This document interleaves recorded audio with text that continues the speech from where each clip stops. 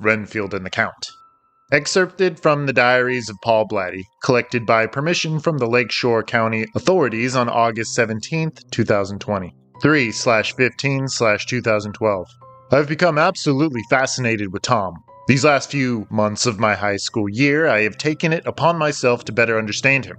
I found that during lunch I strike up individual conversations with Tom as my other friends sit stupidly with their hands in their laps. We talk about music and girls and most of all, death. Tom has studied many different philosophical writers, such as Plato and Immanuel Kant, and transcendentalists like Ralph Waldo Emerson and Henry David Thoreau. He also speaks highly of John Locke, and once argued that a human soul has a mind of its own. For someone who has such a negative outlook on life, Tom is well read with the works that express the exact opposite. He keeps his mind open while keeping it closed. Though we talk a lot about the possibility of a god and the specialities of life, we do not discuss Tom's ambition to become a serial killer. Apparently, I am the only one he has entrusted with his dark secret. I feel honored and a little excited to keep such information. Tom still scares me on a small scale, but I also respect him on a much grander scale. In truth, Tom has said what I have only thought about in my darkest of moments. No matter how much I refuse to accept Tom's theory, I have thought of killing another human being, but these thoughts are passed off as juvenile inquiries, deemed too sinful for coherent contemplation. I'm scared to admit this to Tom. I still remember the day my grandmother passed. I remember watching the life run out of her, and how I retained my tears as though in short supply. Sure, I could have cried, but I was too consumed with the show that was unfolding before me. While my family had hurried out of the room, I had stayed to stare into my grandmother's death mask. I remember looking past her slack jaw into a dark rabbit hole, half expecting to stare heaven in its golden eye. Part of me believes that by watching my grandma die, I've come closer to understanding the mystery of life. By that logic, it appears completely plausible that the more death I experience, the more godlike I will become. I know Tom feels the same way. Tom wants to be God as well, but somewhere he has gotten lost along the way. While I perceive my encounter with death as an assurance of an afterlife, Tom has taken his encounter at the funeral home as proof for tragedy. Whatever he saw there was enough to convince him that life was cruel. Why would a god allow something as despicable as a funeral home to exist, where the dead are showcased for the living and dressed up like life-size dolls? We are exact opposites. We should rub each other the wrong way, but I like to think of our friendship as a magnet, composed of polar opposites, sure to strike a bond. I want to know everything about him. The first question I asked him this morning was if he'd ever killed before. He was leaning up against the lockers at school, waiting for the next period to begin. This is what he said. "Never another person, but I've killed a ton of animals. When I was a kid, I used to dissect them. I tried to act as a surgeon at a mortuary, extracting the insides, stuffing them with sawdust and hay, before sewing them up. They never kept." I asked him who he absolutely hated. Who would be the first on his list? "I don't have a list," he said. "It's useless to hold grudges. No one can hurt me. I decided that a long time ago." Then how would he decide who to kill? He laughed. "I'll play it by ear," he said. "I suppose I'll just choose at random, when my urges are too overwhelming for me to control."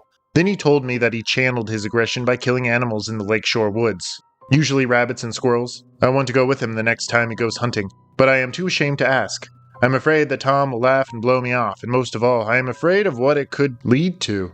I want to be like Tom in some respect, but I certainly don't want to formulate into a serial killer, the worst breed of monster on this earth. I don't want to be evil, yet I remember what it feels like to witness the miracle. I just want more of that. I don't know how to go about proposing my interest in Tom's extracurricular activities. It is like turning myself inside out and asking, how do I look? Tom can do it. He is at peace with his dark side. Here, in my last year of high school, my monster's full potential is not yet realized, and what little of a picture I have in my mind is too ugly and blurry to make out, like a face inside a dream. Still, Tom smiles as he discusses murder. 6/05/2019. The pen and needle killer. It kind of rolls off the tongue. In Texas, a body was found last Thursday with all its blood drained. I've included the newspaper clipping here inside this journal. How like a doll the victim must have looked. It's all like a trip back to high school, and I'm inside a tight room with ceremonial death masks lining the walls, with their tongues hanging out and their eyes bugging, and here is a life-size doll set out like some kind of heirloom from another life, from a long-forgotten trip. There are needles in the flesh, which serve as reminders for where the blood flows. Tom isn't far from all this. He was never far from me or my thoughts. The son of a bitch is in Texas, working at some funeral home in Austin as an embalmer. I looked him up this morning after finally putting down the paper. Absolutely glorious. His news is reaching me here in Colorado, in his old hometown. I turned on the television, and it turns out his news is national. The reporters can't necessarily understand why this murder is so rocking, so out of this world. But I know what the fascination is. It's so fucked up that everyone needs to hear about it. It's just that simple. The pin and needle killer. I can't get over it. Yes, I knew it was Tom from the moment the paper mentioned punctured arteries and knitting needles. There isn't a doubt in my mind. Along with this new assurance, there's also something strange coming over me. I'm shaking even as I write these words. It's as if a leash is pulling me. But in all sorts of directions, back and forth and side to side, I can't explain why. But I keep picturing Tom in my mind as I once knew him. He's holding the leash. I want to follow. Well, at least Tom grew into his clothes, so to speak. He became exactly what he had dreamed, no matter how sick it was. I wanted to be a poet, writing pieces for literary magazines or books, but here I am, substituting for ill high school teachers 3 times a week. Thank God I have my campground. If that was to leave me too, I would have nothing to stop me from moving down to Austin, to do God knows what. I'm scared of what these feelings could amount to. I need to get back up there into the park. I just bought a new chainsaw with a wider body and a nose like a marlin. Yet I can't stop thinking of Tom, and how he was able to get out, to escape. I feel bitter that he never called me once since high school graduation to catch up and swap the shit. I'm angry that he did all this without consulting me. I know his secret. I know who he is, and I could make things very bad for him. He must know that I'm out there somewhere in the world, reading about the pin and needle killer, and he must know that I would be able to put 2 and 2 together. Does that make me privileged, or does that make me his enemy? I've never lived a charmed life, that's for damn sure. 8/12/2019. I haven't been up to the campground at all this month. It's beautiful weather, but I can't seem to get out of this town. There's one thing that's keeping me grounded here, and it's the daily newspaper. A second body was found in Austin, this one an old woman, laid out in the middle of a dirt road. They say she was there for a day at the most. It was indeed the work of the pin and needle killer. There were the familiar stab wounds and some new accessories. Apparently the words, "Go tell it on the mountain," were spelled out on her chest with an arrangement of different colored thumbtacks. The psycho. What was he trying to say? The authorities can't find any connections between the 2 crimes besides the knitting needles and the lack of blood. The first victim had been a young man in his 20s, a legal partner for some law firm. The woman had just been some woman, ripped off her front porch and found some 200 miles away. There had been an obvious scuffle on the porch. Some broken glass from a cup, a lone broom found on the lawn. The pin and needle killer had swept the dust before making off with the woman, to cover up his tracks, I guess. This led the cops to believe that he had subdued the woman with a chemical, like chloroform, so that he could go back to the house and clean up without fear of her drawing a ton of attention. They really have no idea. No one saw the getaway car. There were no prints on the broom handle or on any of the items in and around the house. Whatever this guy is, he was smart enough to wear his gloves, at least. That's what the evening news keeps telling me. Yet they also assure me that he's going to slip up. He will slip up. I can't help but laugh. What, are they trying to scare Tom? Good luck to them. But he is a man without motives. There's nothing they can take from him or give him. 10/23/2019. I wanted to listen, but I thought that would be pushing my luck. I went back to the car and moved it so that I was even further from the house. I saw Tom leave with the girl in his arms. She was wrapped in bed sheets, and he unloaded her into the back of his truck. I followed him back to his apartment and waited some more. Tom was in there with the body, doing God knows what. I must have fallen asleep, and when I woke up, Tom's truck was gone. I had missed it. It was there in the morning, and he had gone somewhere to dispose of the body. I decided that I could do nothing more, so I went home and crashed. At least, I tried to sleep, but there was too much to think about. I woke up this afternoon to turn on the news. Tom did not disappoint. The girl was found on a school playground with the same pins stuck in all the same places, but this time Tom had embalmed her. There had been a second laceration on the other side of her neck where he had inserted the tube. I can't believe this. How idiotic can he be? It will only be a matter of time before cops enter every funeral home in Texas, questioning every owner and director. Tom will be one of these suspects. It is almost like he's egging the authorities on, purposefully leaving his own set of clues. Why would he do something so bold and downright stupid? Why did he come back to Lakeshore? This town is much too small for him to hide. None of this makes sense. Yet, Tom always did work on his own accord, by his own means. He's a lot smarter than the authorities, or even I, give him the credit for. All I know is that Tom is not comfortable anymore. His little thrill ride is over, either because he wants it over, or because he got careless. This next murder has changed me as well. It's shown me that I should strive to break out of my own comfort zone. All my life I've lived in the same town, accepting the usual routine and the second-rate job. I want to join Tom on the lam. I have to finish what I've started. The Count. It was only 2 blocks away, and Tom made it to the hotel in 10 minutes. He passed by the service desk, where a tired old man was watching a mini television set. He did not look up. Tom fumbled with his key, and before escaping into his room, he looked around the parking lot. He looked at his watch, 7:45. He would stay up for a few more hours until 10 or 11. Then he would have to call it a night. He wanted to get an early start in the morning and hopefully take the train downtown. There he would commandeer another vehicle and get on the highway. He needed to leave Colorado, even though that brought him great sadness. He would have to take many more lives to assure his own safety. Tom entered room 312 and stretched out on his bed. He set his knife and wallet neatly atop his nightstand.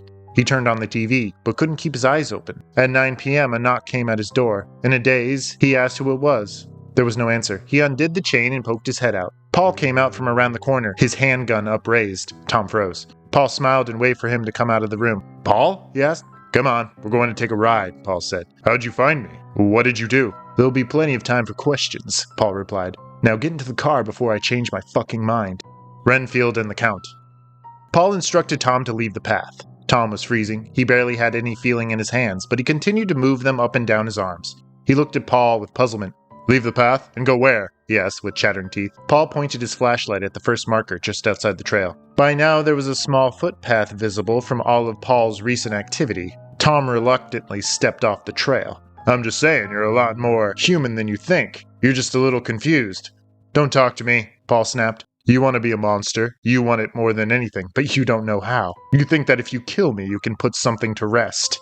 Once I kill you, everything is going to be set right. You'll see, or maybe you won't. I'm the one that's going to see. You can't get over me, can you, Paul? There's too much going on in your little head. And you think by taking my life, you'll be able to finally think straight. You want to be me. You want to be the pen and needle killer. That angers you, doesn't it? It angers you that I can kill without any hesitation and you can't.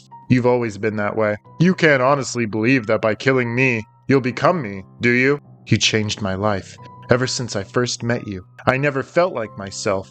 You robbed me of my innocence in my childhood. You made me into something ugly," Paul said. "Don't give me that. You always had it in you," Tom answered. "You were fucked up even before I met you. I don't know what you saw or what you did, but you were always sick. You just had a fine way of hiding it. You can't hide it anymore, can you, Paul? My whole life I've been torn. I just want to be whole again. You will always be that piece of me that won't fit, no matter how many different ways I try to rearrange you. The best thing I can do is throw you away. Then I can be whole again, or at least as whole as I'm ever going to be." "We're so alike, Paul Blatty. You just can't see it. I complete you, and that scares the hell out of you. You're a miserable joke. You refuse to accept that which makes you normal. Anything that makes you human is evil. That's why I'm sure you could never keep a relationship. You will never be happy because you're too content with your dark side. It's one big act. You've always liked being the strange one because it gives you an excuse to be dark. I could have taught you so much more. I don't want to do anything with you." Tom didn't say anything. He just kept walking. Tears were starting to fill Paul's eyes. "No matter how much you prepare yourself, Paul, you can't pull that trigger. You can't. You will never be able to kill me. Just like I will never be able to kill you. It's time for you to drop that gun and let us go on our way. Hell, you can follow me, and we can start over. You're not a monster." "I am a monster," Paul said. "No, these feelings don't make you inhuman. Granted, you don't have any self-control, but you're still okay. I have control because I have no moral quandaries. You, on the other hand, have moral limits. You want to kill, but you also know it's wrong. You are trapped within a paradox you can't break. Life means nothing to me, so I can be the cold monster. You need to realize that you are who you are. Forget about me and forget about the pin and needle killer. You can't be either." "We shall see, Tom," Paul replied. "We're getting close." Tom stepped into the clearing and looked around dumbly. Tom walked a few steps closer. "What did I do to make you want to kill me?" Paul laughed. "You're one to talk, pin and needle killer. What did that old woman do to you in Texas? Did she give you an ugly look?" Paul was dancing comically in the high grass, his teeth flashing. Tom finally turned to face Paul, and he wore absolutely no expression. "I shall have to invent a new classification for him and call him Zoophagous, life-eating maniac. What he desires is to absorb as many lives as he can, and he has lain himself out to achieve it in an accumulative way," Tom rehearsed. He glared into Paul's flashlight. "Are you familiar with Mr. Renfield?" "What?" Paul asked. From a book, Tom replied. He was the mental patient that ate flies, because he believed it was the same as ingesting life. He thought that he was becoming stronger. Surely if he were out there in the world, he would have been dangerous, but inside his padded cell, he was only a danger to himself. Stop stalling, Paul said. He admired the Count. He wanted to become his faithful servant. He would frequently break out of the hospital to meet with the Count, but he was only a proxy. The Count only humored his interests so that he could infiltrate the hospital and seek out the woman of his desire. Renfield was insane, but he realized what was happening to him. He knew that the Count was more dangerous than he could have ever imagined. He tried to speak with the doctors to warn them, but one night the Count entered through Renfield's window and stopped his heart. The Count? Is that what he is to you, Tom? Is he dangerous, unfeeling, and unstoppable? The Count is nothing but a coward. He gave into hiding in the end. He fled the country after Van Helsing and his men swore the revenge. He died a coward. I have tried to keep an open mind, and it is not the ordinary things of life that could close it, but the strange things, the extraordinary things, the things that make one doubt if they are mad or sane, Tom said. His eyes were closed, and his hands were still folded. Are these your last words? Paul asked. Is that it? Tom reopened his eyes and started to advance on Paul. Don't come any closer. Do you hear me? Get back!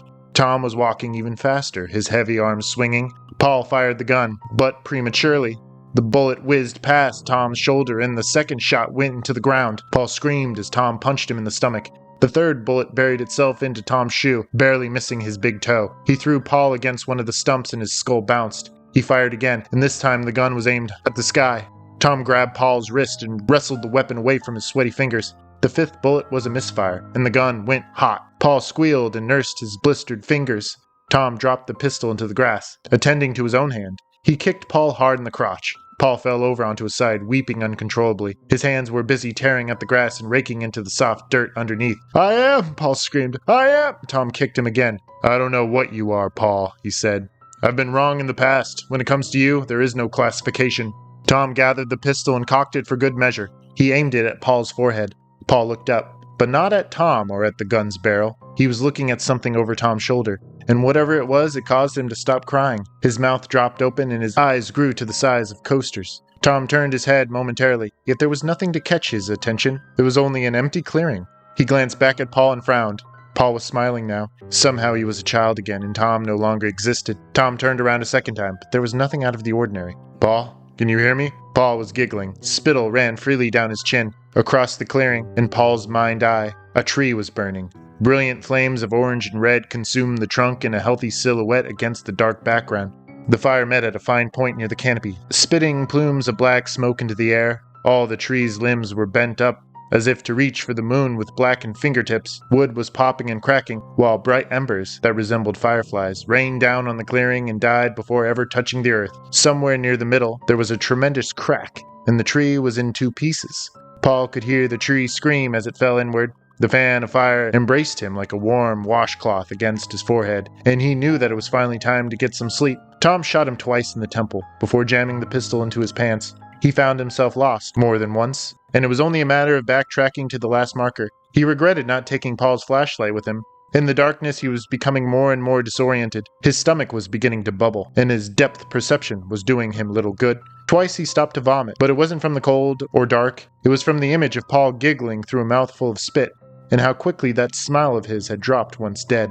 Tom stumbled out of the woods and leaned upon a boulder for support. The trail was rolling out below him like a red carpet, and he gratefully followed. He didn't even realize that he was running. The campground. A family gathered over a bed. A distressed daughter clutched at wrinkled bed sheets. Somewhere inside the tight space, someone sniffed and chairs groaned under dead weight. The TV and CD player were left off. Most assuredly music would be playing if somebody had thought to bring something.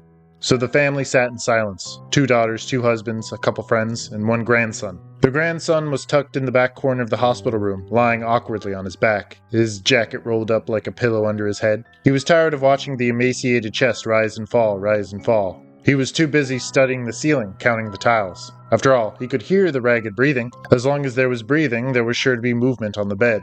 The boy had first stared at his grandmother for a long 15 minutes from one of the uncomfortable reclining chairs. He was so horrified by what he was seeing, he couldn't even look away. When he was finally able to turn his head, it was once he realized the woman lying in the hospital bed was his own grandmother.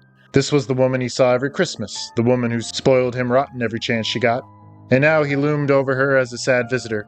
Watching her at her worst, she couldn't get any older, and she certainly couldn't get any sicker. There was nowhere else she could go. She would never be able to leave the bed and go home like the family would have wanted. That thought provoked the first series of tears from the grandson. He departed from the bedside and took a seat, hiding his face in his hands. He was aware that his mother and father were staring at him, so he buried his face even deeper. The world went black, but remnants of his surroundings held fast to the outskirts of his vision. All that was left was the sharp hiss of oxygen through plastic tubing and his grandmother's resonant snore. When his fingers unhinged, the dim light crept in. He knew he couldn't stay in that chair. He had too clear a view of the bed. The grandson bounded to his feet and slid down to the far wall to collect inside a fetal ball. From that position, all he could make out were limbs, exaggerated in size and length, winding over the bedspread and gently smoothing the fabric flat. In the hours that crept by, his family members perused in and out of the hospital room to catch some precious hallway air or some water from the neighboring drinking fountain. Yet he never left the room. He didn't watch his grandmother, but he stayed on the floor, listening to her sonorous breathing. And when a breath came a little late in the series, his own breath would stall in his throat. 1,000 thoughts would race through his mind, stumbling and finally trampling into one another to mold into one concise motion. Time would stand still for the broken island atop the bed. Then the breath would finally come, and the grandson would fall back into his makeshift bed, somewhat disappointed. His mother told him he should go home with his father.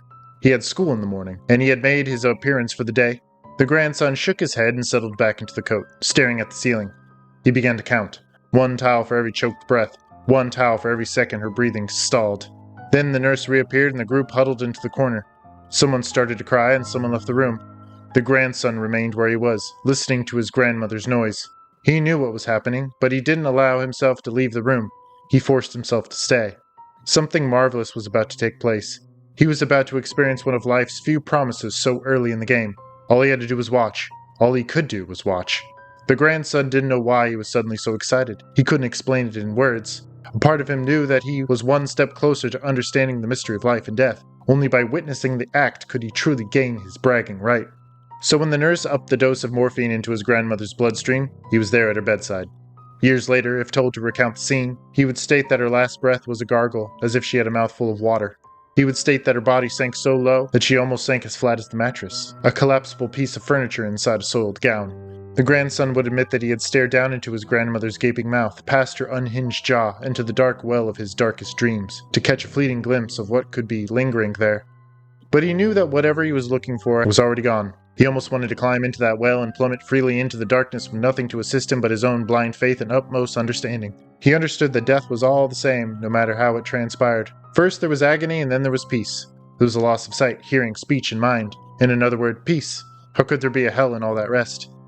At the bedside he closed his eyes, inhaled through his nose, and held it. Soon the bitter cries from his family members were reduced to slow static, and his body exploded into dust. Brilliant lights lit up the darkness, and he thought that he could almost feel the heat on his face. A charge of pain rippled through his temple, and he came to on the hospital floor, with his family urgently milling around him. But he wasn't hurt. He was renewed somehow. He had tasted the unknown impossible, and it was so good. He wanted an encore. He wished that he were dead. Paul realized that he was driving up to the woods more and more often. He would routinely park his station wagon in one of the isolated parks and trudge up his favorite hiking trail. He knew the area well. There was a detour he could take apart from the path, leading deeper into uncharted territory, where the trees were so close their branches weaved together. Near a massive crumbling boulder, he left the path and disappeared amongst the heavy wood with only a duffel bag over one shoulder. He was never afraid of losing his direction. He had been off the trail too many times. Some 100 yards from the crumbling boulder, he had set up wooden stakes in the earth, each one a close distance from the last. This way he could safely follow the line of stakes another half hour or so into a clearing he liked to call his campground. No other person had ever wandered into his section of the woods. He was certain of that. It was too far from any of the main trails or streams. There the wildlife was rampant. There the air was thick and the brush was even thicker. On the mountain he felt absolutely distant from the outside world, as though stranded on an island somewhere in the Pacific. He ventured into his campground twice a week, once on Wednesdays and once on Sundays, and he stayed for long periods of time. He didn't want to push his luck by visiting more than twice a week. There were the authorities to think of, and the park rangers that he had seen countless times around the area. One Wednesday afternoon, only days after Paul's 25th birthday, he arrived at the clearing with his safety goggles already strapped across his face. With a hungry smile, he set his back down on a nearby tree stump and set about rifling through its contents. From the bag he extracted a rusty axe. which he tossed from one hand to the other, before setting it neatly aside. Somewhere a hawk screamed and took flight over his head. He looked once into the harsh sunlight and flared his nostrils. The sun was much more apparent here, because of the sheer lack of tree cover. It was only a matter of time before a ranger noticed the awkward bald spot on the mountain face and went probing the area. Paul knew that he would have to find a new spot sometime soon. Until then he was going to have a little more fun. Paul grabbed his chainsaw and yanked the pull cord. The calm forest instantly exploded with the saw's grinding snarl, its body spitting black smoke into the air. Paul approached a tree to his left and cut into it, the bark flaking away like dead skin. Once the saw tasted the oak's tough center, it began to groan and tremble in Paul's hands, the smoke clouding his senses. That was always his cue to arc his back and lean all his weight forward. He could feel the entire tree crack and bend. Leaves and pieces of branches rained down on him as confetti amidst a dramatic celebration. He could hear the tree screaming, in his mind and in his ears. In reality, there was only the sound of snapping wood as it gave way to the saw's teeth, but inside his mind, the tree's voice took on a more humanistic nature. The voices died just as the tree's last leg of support buckled.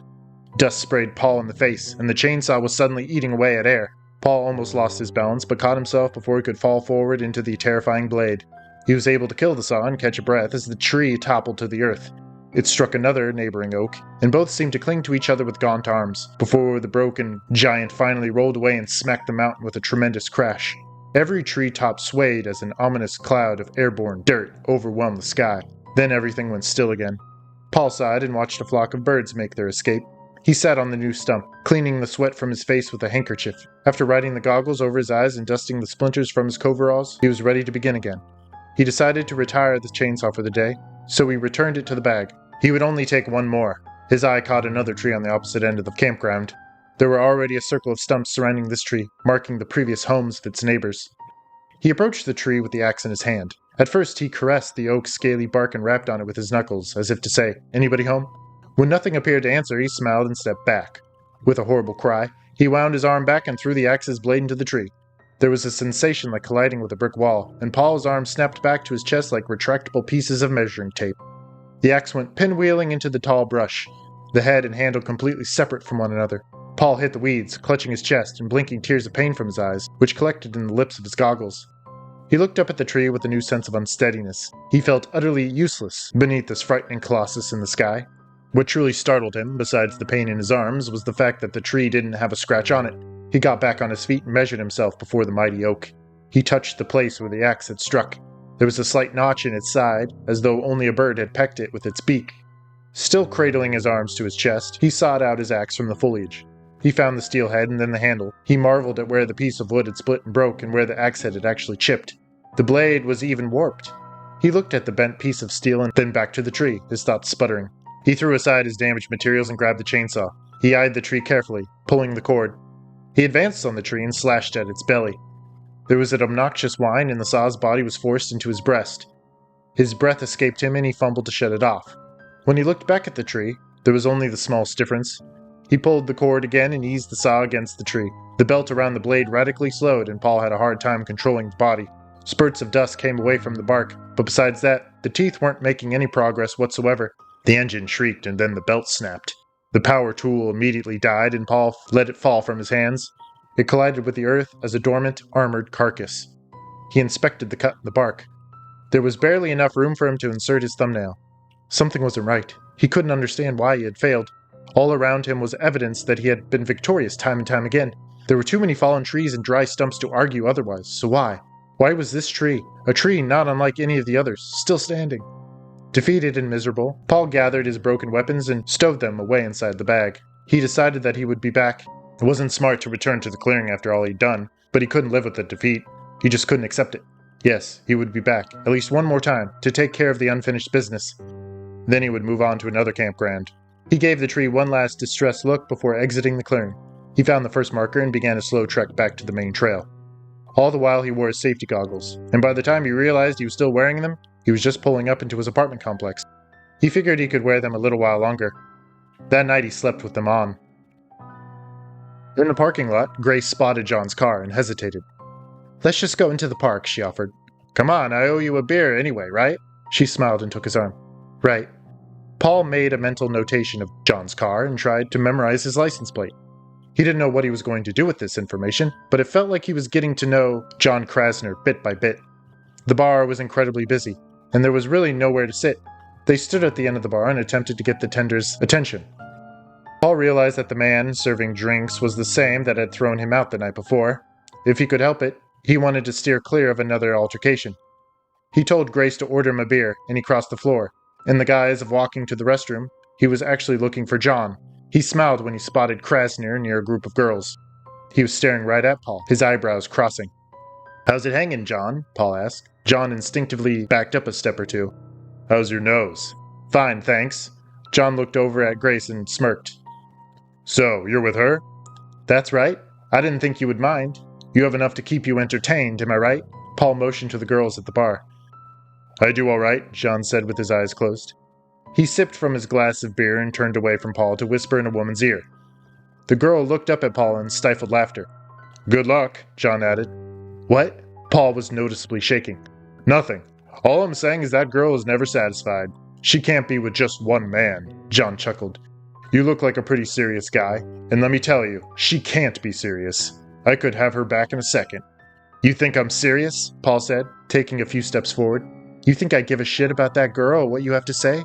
I could say goodbye to all this." "What the hell are you even talking about?" John said. The girls laughed and he soon joined them. Paul didn't answer. He walked away, red-faced and sweaty. He could still hear their laughter unfolding behind him, but he couldn't face it. He grabbed Grace by the arm, and once they were outside, he was able to catch his breath. "What's wrong?" she asked. "That didn't go well at all." He crouched low with his head hanging comically. "What didn't?" "Let's go. Before I change my mind, let's go." A short time later, they pulled into the empty parking lot with the last of the sunlight dwindling beyond the trees. He led her up the nearest path, and when he spotted the crumbling boulder, he indicated that they should leave the trail, but she shook her head. "It's a shortcut," he said, holding out his hand. "There's no one around this late at night, and it's too dark," she argued. "If we get lost, we'll be lost until morning, or worse." Somewhere a coyote howled, and Grace shivered, pulling her blouse closed over her chest. "Well, I'm going. If you don't want to be left here alone, you better follow," Paul said. He started to walk away. "You're a jerk. Why can't we go back to the car and fool around? I'm telling you, this spot is beautiful." "We could be eaten." Paul laughed and took her hand. "Trust me." "Why should I trust you?" "Good point. Maybe you shouldn't. But I'm still going up there and you can follow if you want. Or go back to the car and wait." "You'll get lost." "No, there's a marker right there, see?" He pointed at a wooden stake hammered into the grass. "All we have to do is follow those markers and we'll never get lost." "You've done this a lot, haven't you?" Grace asked. "Of course. But this late at night?" "No. It should be interesting, though."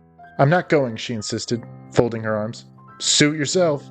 Paul broke away from the path and crashed through the brush, taking it one marker at a time.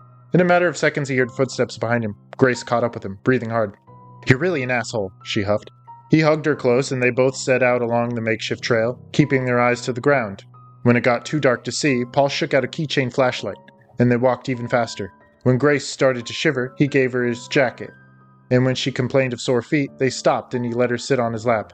A half an hour later, they were still hiking, and Grace was losing patience. "Come on, let's go back to your place, please," she begged. "It's so close," he told her. "What is?" "My campground." Suddenly, Paul whooped with glee and disappeared into the grouping of trees. Grace chased after him and found she was now standing in a clearing. There were fallen trees all around her, along with a graveyard of dry stumps. Paul took a seat on one of the stumps and craned his neck to stare up at the crooked moon. The stars were plentiful, and even Grace had to admit to their stunning beauty. "How did all these trees fall over?" she asked him. "I'm pretty sure this is a logging site." "Why would they leave the trees behind? Shouldn't they take it all with them, to make paper and stuff?" Grace sat on a neighboring stump, staring longingly up at space. "I don't know." Paul got up to kneel between Grace's legs. He started to kiss her hands, tasting her salty skin with his tongue. Paul tried to initiate sex, but she wasn't having any of it. She was too busy staring up at the moon. He gave up and rested his head in her lap. She petted his hair gently. "Can I ask you something?" he asked her. "Yeah." "What did you ever see in John Krasner?" "I don't know. He was kind. He paid attention to me." "You know he just wanted to fuck you, right?" "And I wanted to fuck him. I wanted to fuck you." Paul looked up into her face. "How could you want to be with a guy like him? He's terrible. All he does is ever take advantage and tour around like a—" "What is it with you?" she said. "In the bar tonight you went right up to John. I saw you. I don't understand why you're so obsessed with him." "I'm not obsessed with him. I just hate his guts." "You said you didn't even know him. How could you hate someone you don't even know?" "It's easy," Paul snapped. "I can't believe you." She withdrew from the stump and proceeded toward the end of the clearing. Sure, John only had one thing on his mind when he talked to me. But so did you. I saw the way you looked me up and down. That's not all I wanted, Paul retorted. That's true. You wanted to rub me in John's face. You only brought me into that bar tonight to make him jealous. But he wasn't, was he? No, John is never lonely. Paul didn't know what to say. He could only sit there in the grass looking at her stupidly. Grace sighed and sat on a different stump, this time with her back to him. Something inside Paul lifted. He had brought her to the clearing for a reason, other than sex. She stood up and swayed with the cool wind. As he approached her, everything was in slow motion. The trees, the shrubs, and the stars all seemed to smear together. The only thing in focus was Grace's curling hair. His smile was now a wild grimace, and he held meaty hands over his head, as if to catch the wind. Laughter echoed inside Paul's mind, and it wasn't his own. Paul bent down behind Grace and reached for her neck. Inside his mind he was screaming, bathing in gushes of warm blood. I wanted more than you may think, Paul whispered. He placed his hands on her shoulders and squeezed. In his head, he was tearing flesh from bone and howling like a wolf. Paul winced and tightened his fingers around the sides of her neck. He closed his eyes and could see Grace lying dead and heavy in the grass, her tongue hanging out of her open mouth. He saw the red handprints alive on her throat. Cold fingers touched his hands and his grip loosened. Grace turned around and kissed Paul on the forehead. I know you did, she said. I'm sorry. You're a good guy, Paul. You're just so angry. You need to learn how to deal with your aggression. It could kill you if you're not careful. His hands fell away from her, and he leaned into her chest. Are you ready to leave? He asked her. Yep. He looked up from her arms, and the tree was there, standing taller than before and crawling with shadow. He remembered how the axe had come apart in his hands and how the chainsaw had overheated. The tree appeared to wave at him, to welcome him back. It had been waiting. The last time he had seen it, the branches had been naked and gnarled, but now they were ordained with healthy buds. It was doing so much better than he was.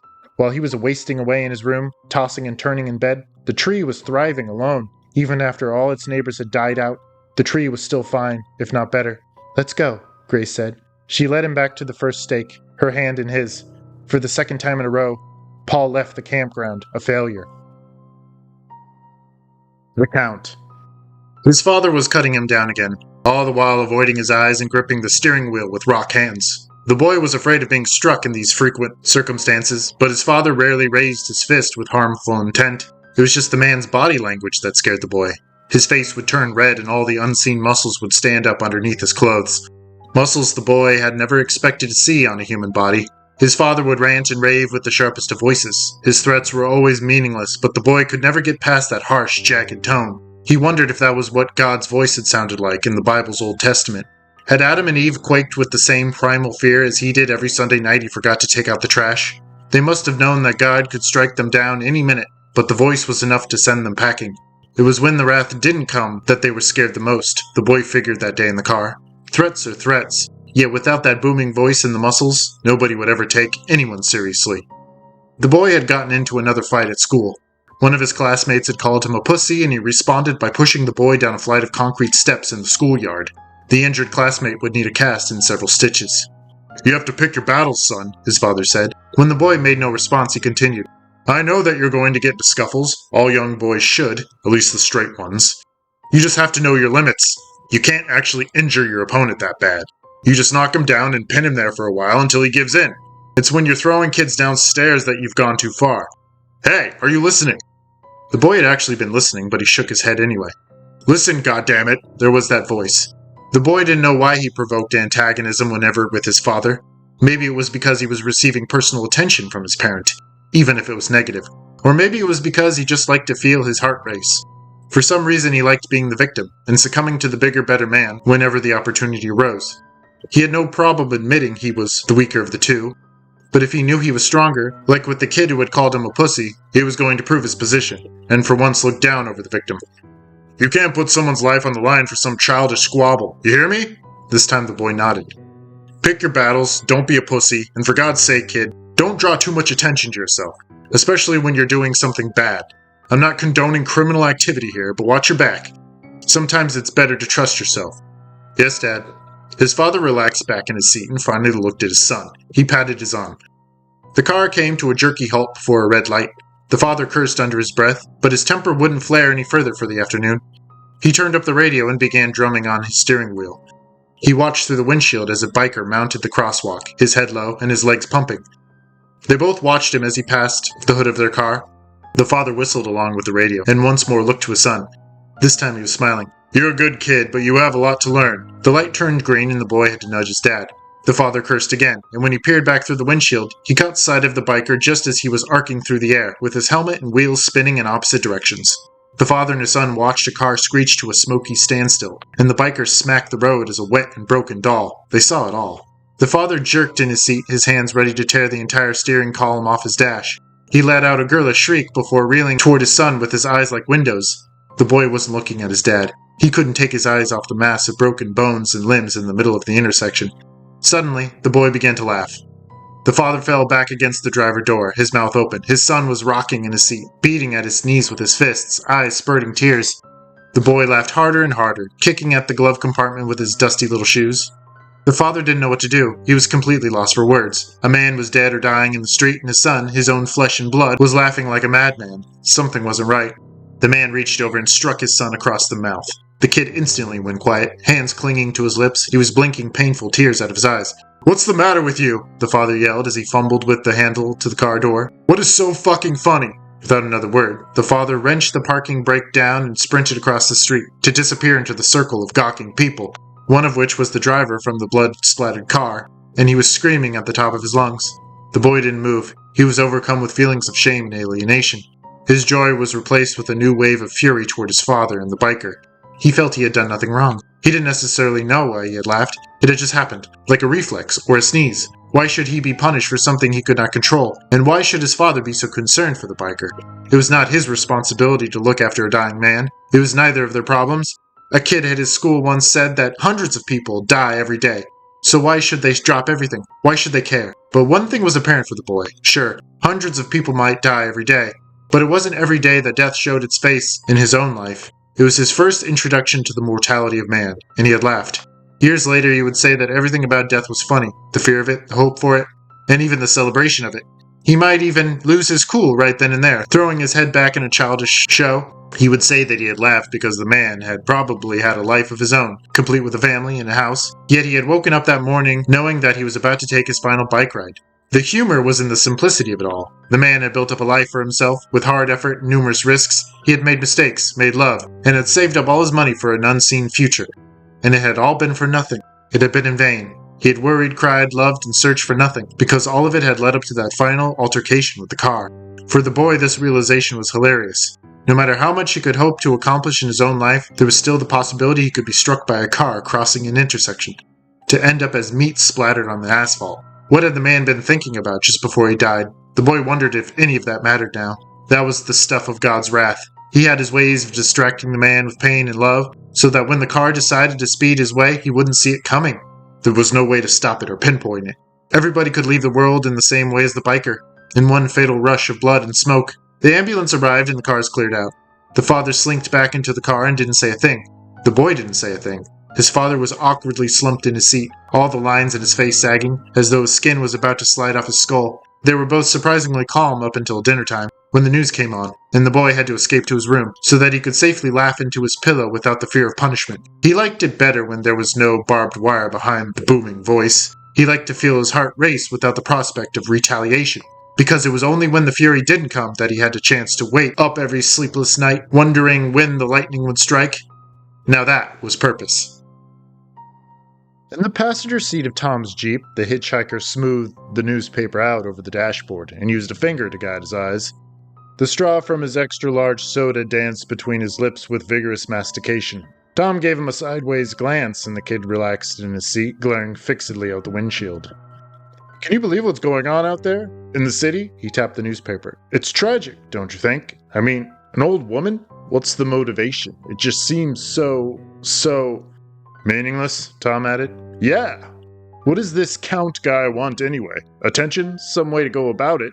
Tom flipped on his turn signal and quickly changed lanes. They sped past a rowing semi before migrating back over. "Maybe there is no reason," Tom said. "Then why do it? I think he's trying to send us a message." "How do we know he isn't a she?" Tom pressed. He often wondered why the media had automatically assumed the killer had to be a male. He agreed that if history had anything to say, it was that white men insisted on washing their hands with blood, but did that make it true for every scenario? The young man laughed at Tom's question, and in the process, almost choked on his straw. A woman? Yeah, right. I've never heard of a female serial killer. Have you? Not exactly, but there are prisons packed with women. It happens every day. Those are just the chicks that couldn't stand their husbands anymore. They pulled the trigger once. Only a man could be sick enough to bleed a body and stick pushpins into their skin. Women are, in a sense, stable. Women are stable? Tom scoffed. And we aren't? No, we aren't, the kid said with a smile. I took a few psychology classes in college, and it's true that men are more likely to fall into mental illness. Males have only one X chromosome to receive the proper amount of information, and women have two. So they have twice as many chances to turn out right than we do. Tom ignored the road and eyed the hitchhiker carefully. Why do you think that someone has to be insane to kill? The man felt Tom's gaze and turned into it. He has to be insane. No one in their right mind would leave such carnage for the media. I believe that people are reasonably good below the surface, but that Count dude has me questioning mankind as I know it. That's not a good feeling. The kid extended his legs and yawned. Plus, women are what make humankind a beautiful thing. That and art. Without the yin to our yang, it would be a man's world, and we'd be extinct within the 1st century. Yeah, because there would be no women to mate with, Tom said. The kid chuckled. Well, of course you're right. I mean, we'd all kill each other. Wake up. Woman or no woman, it's already happening. This is an evil world. Who can you depend on, really? Tom asked the hitchhiker. The kid only smiled and looked away. Nothing I have to say could ever change your mind.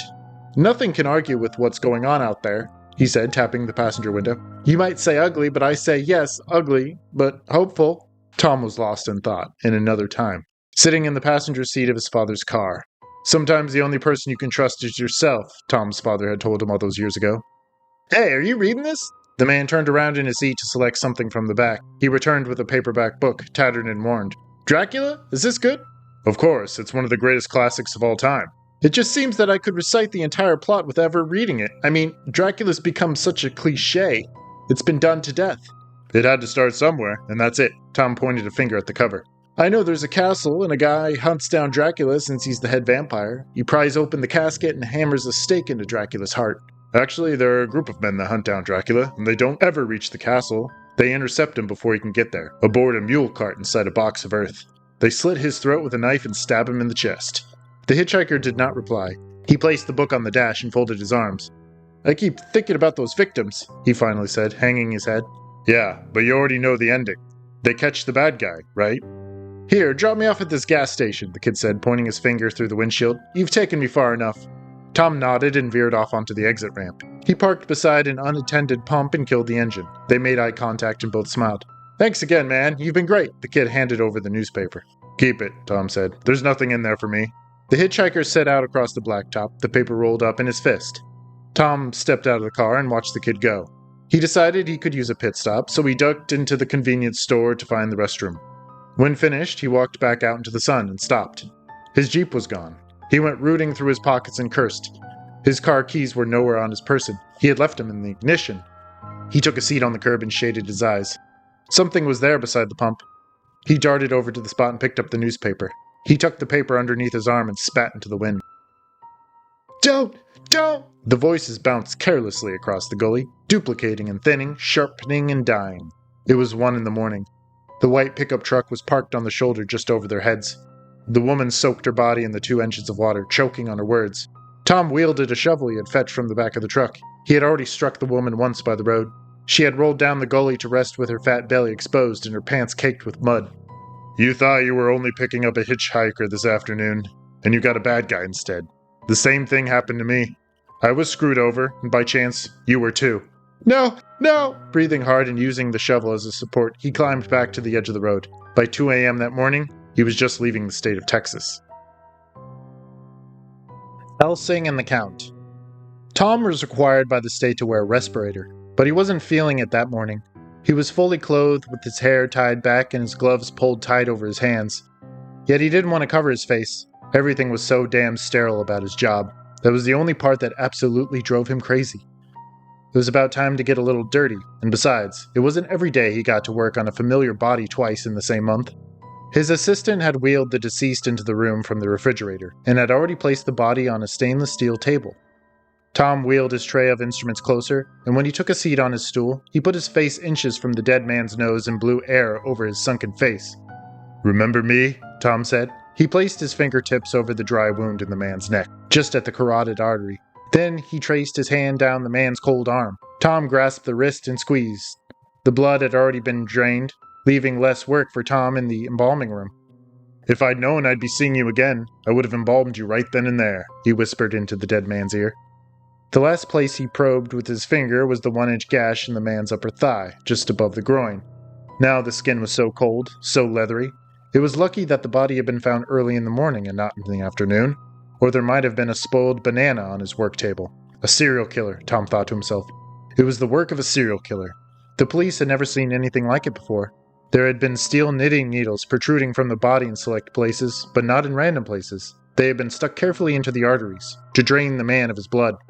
An autopsy had been performed, and the cause of death was most certainly from the puncture in the man's neck. Then, as the man had been dead or dying, the rest of the ritual had been performed. A ritual, Tom thought hungrily. He couldn't rightly believe the amount of doom and gloom that was prophesied in the morning headlines. There was a serial killer in Austin, and it was only a matter of time before more turned up dead.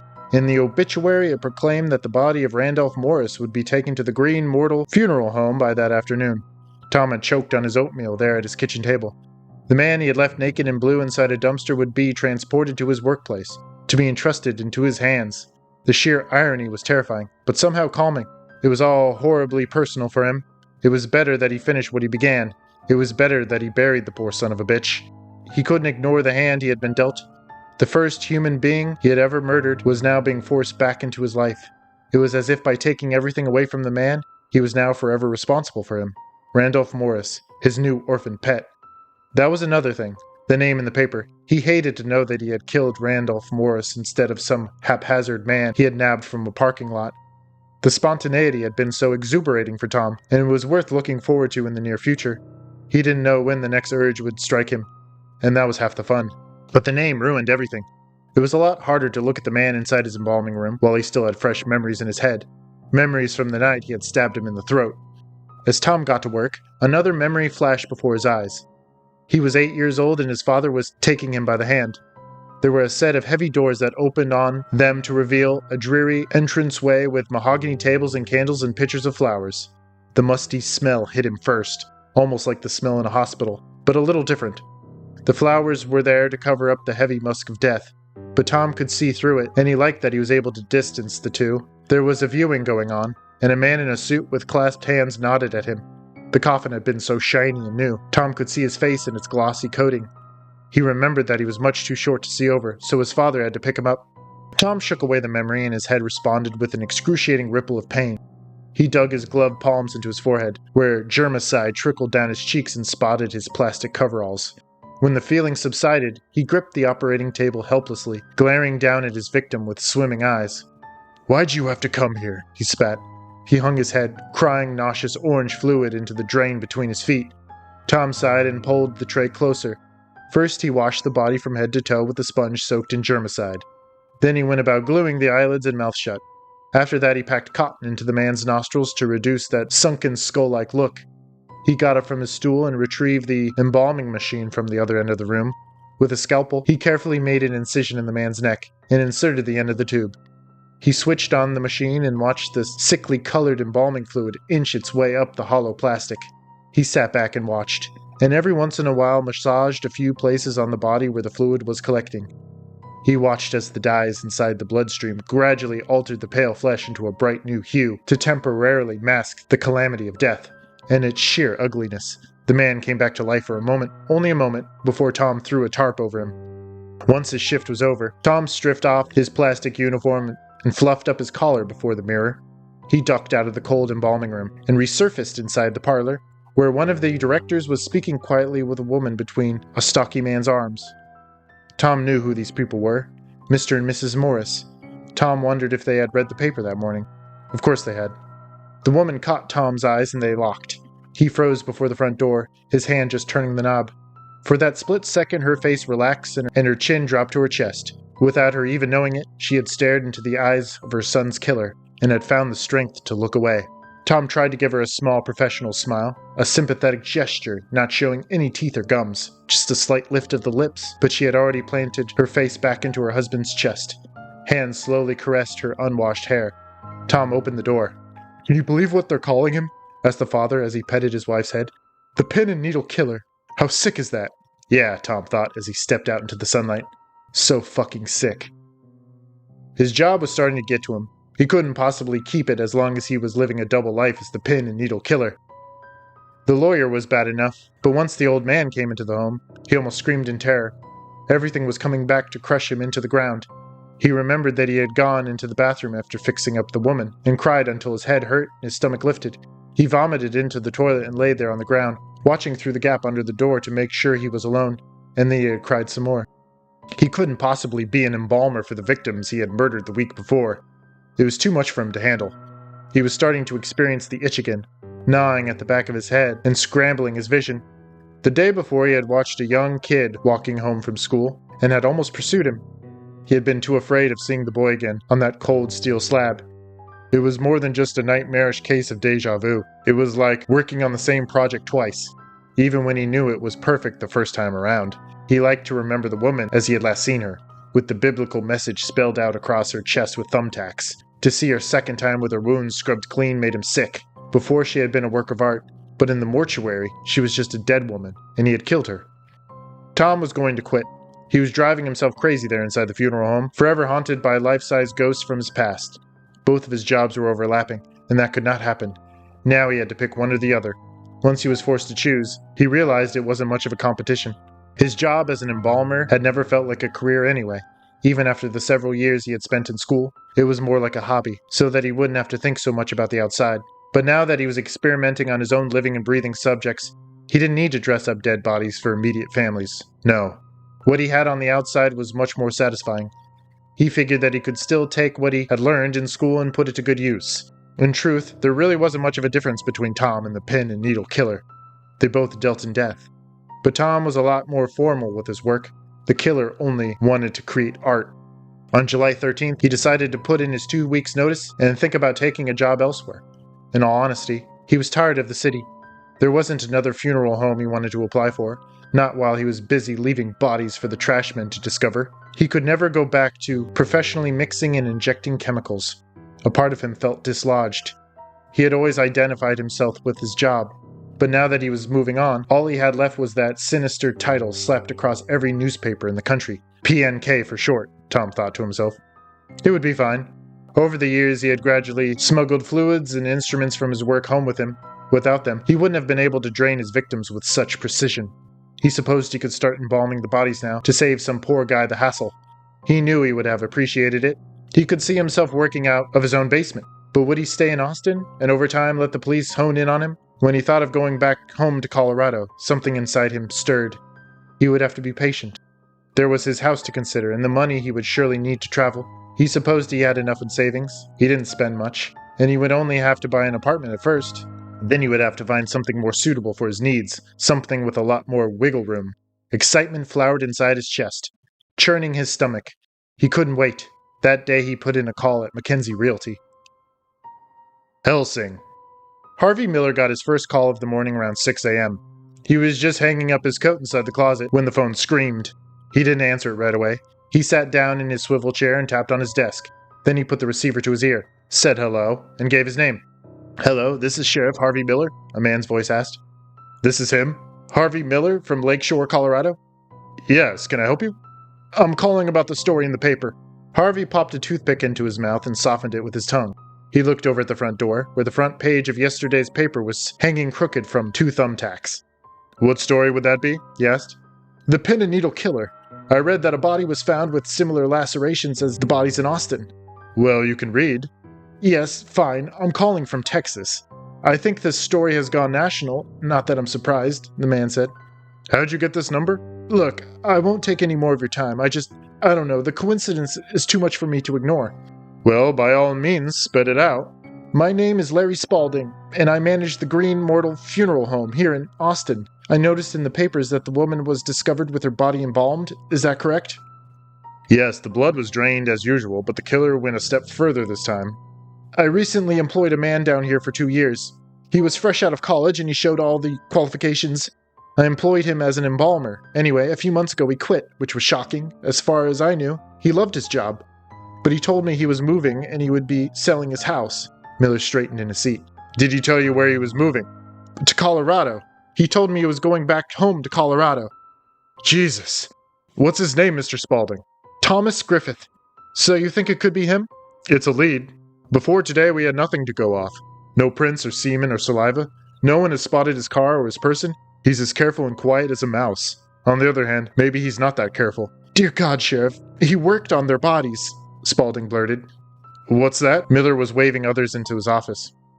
My funeral home took in the last 2 victims, and he was the one that embalmed them. Miller was scrolling notes into an open notebook, and he handed it over to the nearest police officer. Can I get your home phone number and address, Mr. Spaulding? We will keep in touch. The kid was forced into the office, and a set of strong hands pushed him into a chair. Teller came up from behind him and tapped his shoulder.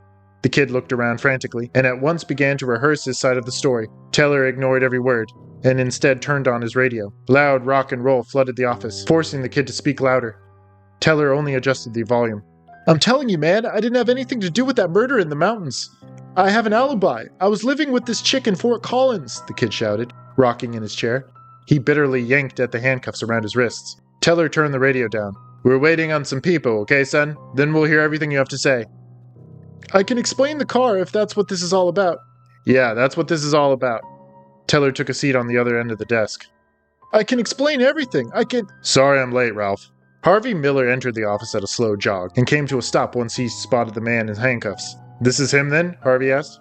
Henry Miller entered his office at a wide stride and came to a stop once he spotted the man in handcuffs. This is him then? Harvey asked. Teller offered him a chair, but he passed it up. He stood directly in front of the man and tapped his foot. Where'd you find him? He was pumping gas a few miles down the road. A cruiser ran his license plate and it matches with the Griffith fellow, Teller explained. Obviously his appearance doesn't match.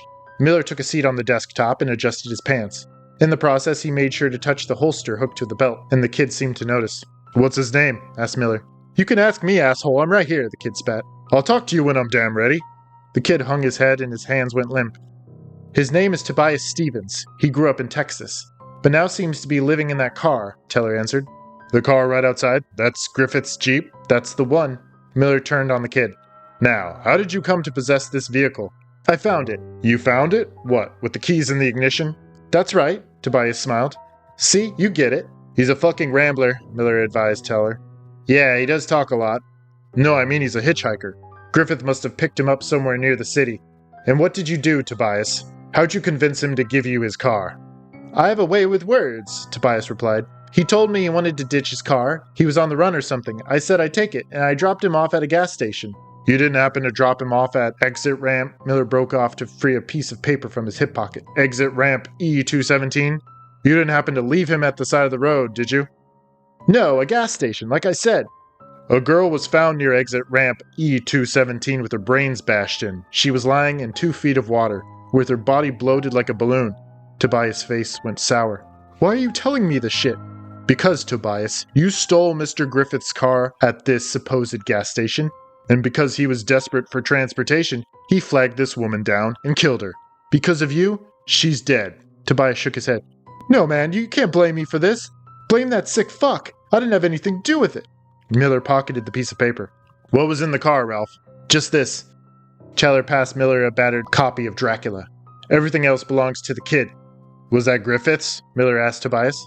Yeah, that's his. What else was in the car? Well, beside the kid's clothes, Miller motioned for Teller to stop. I was talking to Mr. Stevens. What else was in the car that specifically belonged to Griffith? He had some suitcases full of clothes. I got rid of that stuff. So all you kept of his was this book? Why? I like the cover. Okay, you're coming with me, kid, Miller told him. The car can stay here. I'll put him in the back of my cruiser. Do I have to fill out any paperwork for Stevens here? Nah, Jefferson and Lakeshore are in the same jurisdiction, Teller said. You're free to take him. I just feel bad that you had to come all the way down here. Don't worry about it, Ralph. Miller grabbed Tobias by the arm and hauled him to his feet. What are you going to do with me? The kid asked. You're going to identify Griffith if you can. So, Harvey, you want to tell me what you found inside the guy's home? Teller inquired. You didn't hear it on the news? Nope, the cable guy's coming next week. We found the victim's blood and some instruments. He had his own private mortuary set up. He also had a name tag for the dog-eared bookstore underneath his couch. He had been working there for 2 months, and the manager told us that he simply hadn't shown up for work on Monday. We also have a description for a Ford pickup. White. I'm sure the license plate has already been faxed to your station. We did get that. Thank you, Harvey. Teller stood up and they shook hands. Thank you, Ralph. He ushered Tobias out the door. How do you know this guy's still in your town? Teller asked.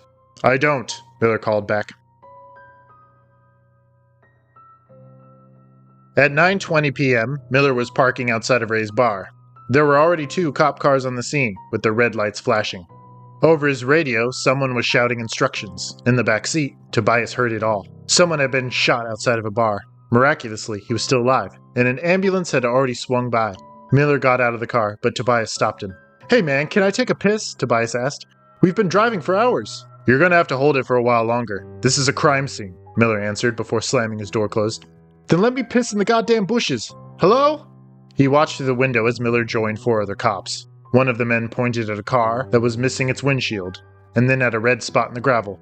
Miller looked back at his cruiser and the men did the same. Tobias relaxed into a seat to avoid their stares. Miller returned a few minutes later and put his car into gear. Where are we going? Tobias asked. Crazy, Miller answered. Was it the pen and needle dude? Is he still around here? We're looking for an emerald green station wagon, Mr. Stevens. If you can keep your eyes peeled, I'll make sure your holding cell is finally furnished, Miller said. Promise me I'll have the cell to myself, and you have a deal, Tobias added. Deal. Miller sped up the road. He noted the cold skid marks leading up the wrong side of the street and pointed them out to his passenger. Listen, if you want me to concentrate, you have to let me take a piss, Tobias said from the back seat. It's excruciating, man. Come on, just pull over somewhere. You know that's illegal, right? Forget that you're a fucking cop for 1 second and show me some mercy. Miller eyed Tobias through the rearview mirror. Do you realize a man was almost killed tonight? Does that matter at all to you? And I'm about to die. Does that matter at all to you? Tobias, you met this guy. You know how dangerous he can be. We can't waste any time. Actually, he was pretty cool to me. I was the one that kind of fucked him over. Only you, Tobias, could piss off a wanted murderer. I'm about to wet my pants. I've been stuck in this car all day in handcuffs listening to your fucking music. I haven't asked you one thing besides pull over and let me... Miller swerved over to the shoulder and hit the brakes. Tobias hit his head against the cage separating the front and back seats. Jesus, he screamed. Miller got out and tore open Tobias's door. Do it already. Tobias stumbled out into the dark and disappeared amid the tall brush. You better speed it up, Miller advised the air. He leaned against his hood and listened to Tobias piss into the grass. Something caught his eye. His headlights were pointed directly across the road at the turnoff for the Tar Creek Park. He knew the place well. Often he took his family hiking up Deer Mountain to see the waterfall. That night there was a sign lying in the bushes. He jogged closer and saw that it was a yield sign. A car had come by and completely leveled it, most likely as it turned. Miller sprinted back to the car and yelled for Tobias to get in. What's up? Tobias asked. God bless you, Stevens, you might have made the night. Tobias climbed into a seat and they accelerated away from the shoulder. Where are we going? Into the park. Tobias shook his head. The park? What park? The emerald green station wagon was there, along with one other car, a car Miller did not recognize. It was a white convertible, and it was parked just as askew as the wagon. He got out of the car and inspected both vehicles. The wagon hadn't been driven in quite some time, but the convertible's engine was still popping from recent use. He ran back to his cruiser and got on the radio.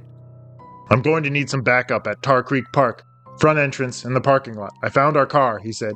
10 seconds after placing his radio back into the cradle, a male voice was responding, and then another. What are you going to do? Tobias asked. I guess I'll go a little ways up the trail and keep my ears open, Miller answered. Do you think it's him?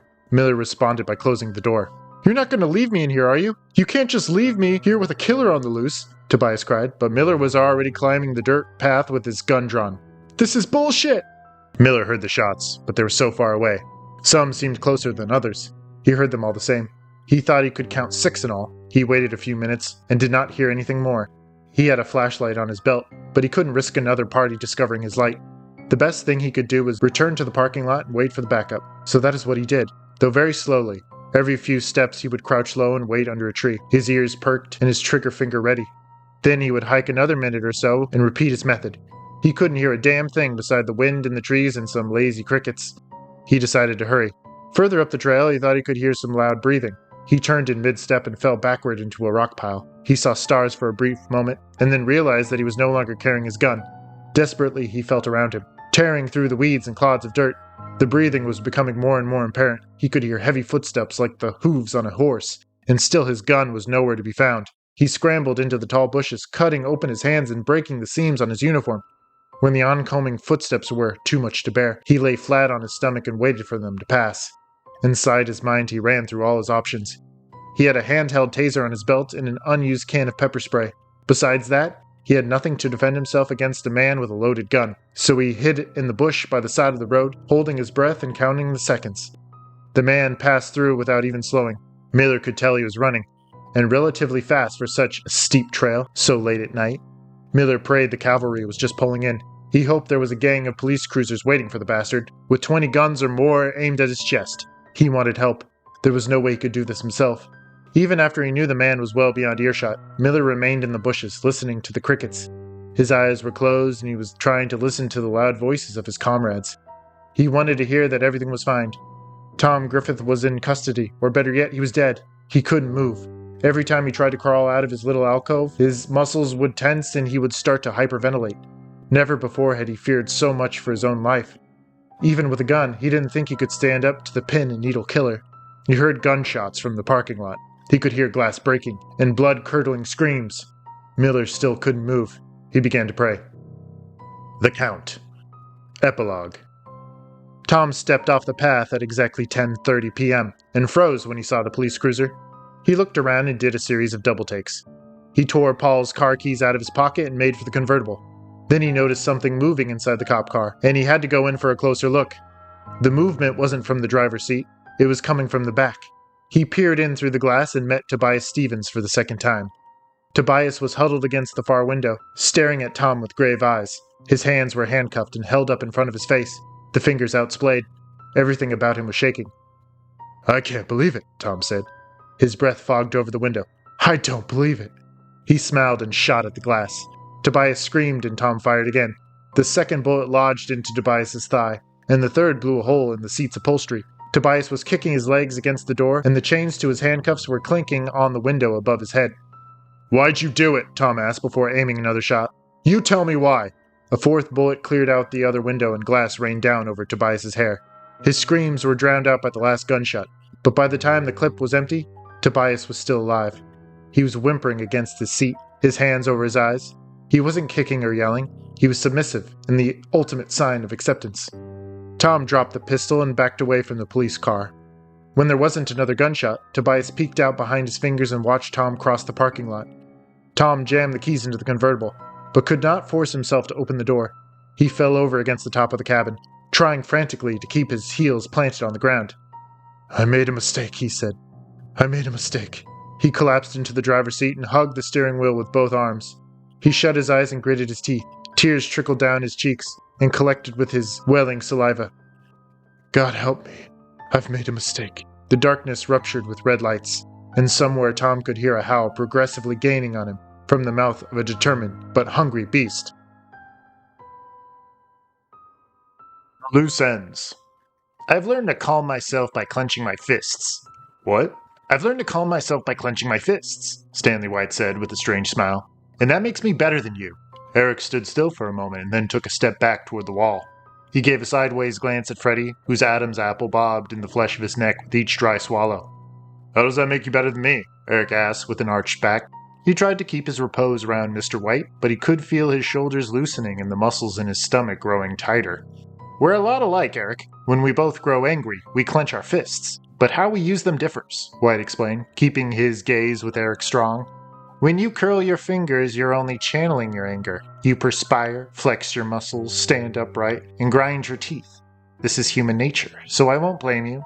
I am better than you because I can make a fist and regulate my heartbeat. I can remain calm and even smile." He broke off to show his yellow teeth. "I can remain a cool customer even in the toughest situations. Unlike you, Eric, you can only veer off into a blind rage and lumber at your enemy like an ugly gorilla." The cords began to pop out in the hollow of Eric's neck, pumping and pulsating with violent adrenaline. There he was with his arms parallel at each of his sides, and at the ends were pale rocks. "So what do you do?" Eric spat. White only grinned. My hands are not weapons. A weapon can clean out a person's skull, he concluded, folding his arms. There was a long silence. Freddie and Eric stood in profile in front of their boss, as if they were in a straight police lineup, waiting for the verdict on who was guilty and who was not. White was placed between them, eyes running them up and down, measuring each inch. You guys are ganging up on me. White's smile was gone, and what replaced it was something like that of a dog's mouth. Eric could put his hand out to that dog's snout, but he wouldn't know if he could keep all his fingers. Me and Eric got to talking. There's too much at stake here. We feel like there's some loose ends we can't ignore, Freddie said. Well then, Freddie, let's get all this out in the air, shall we? White threw his arms above his head as if he was holding an enormous weight above him. His suede jacket rose above the cleft of his belly button, revealing the butt of his pistol tucked into the waistband of his jeans. Let's knot up all these loose ends. We appreciate that, Freddie replied without the faintest waver in his voice. He could keep eye contact with Stanley White and not even flinch. He'd known White for 30 years, and all the time he'd never once backed down from White or avoided his eyes once. Inside the abandoned warehouse on the corner of Federal and Palm Street, White took a step away from his partners and turned into the dull glow of his battery-operated camping lantern.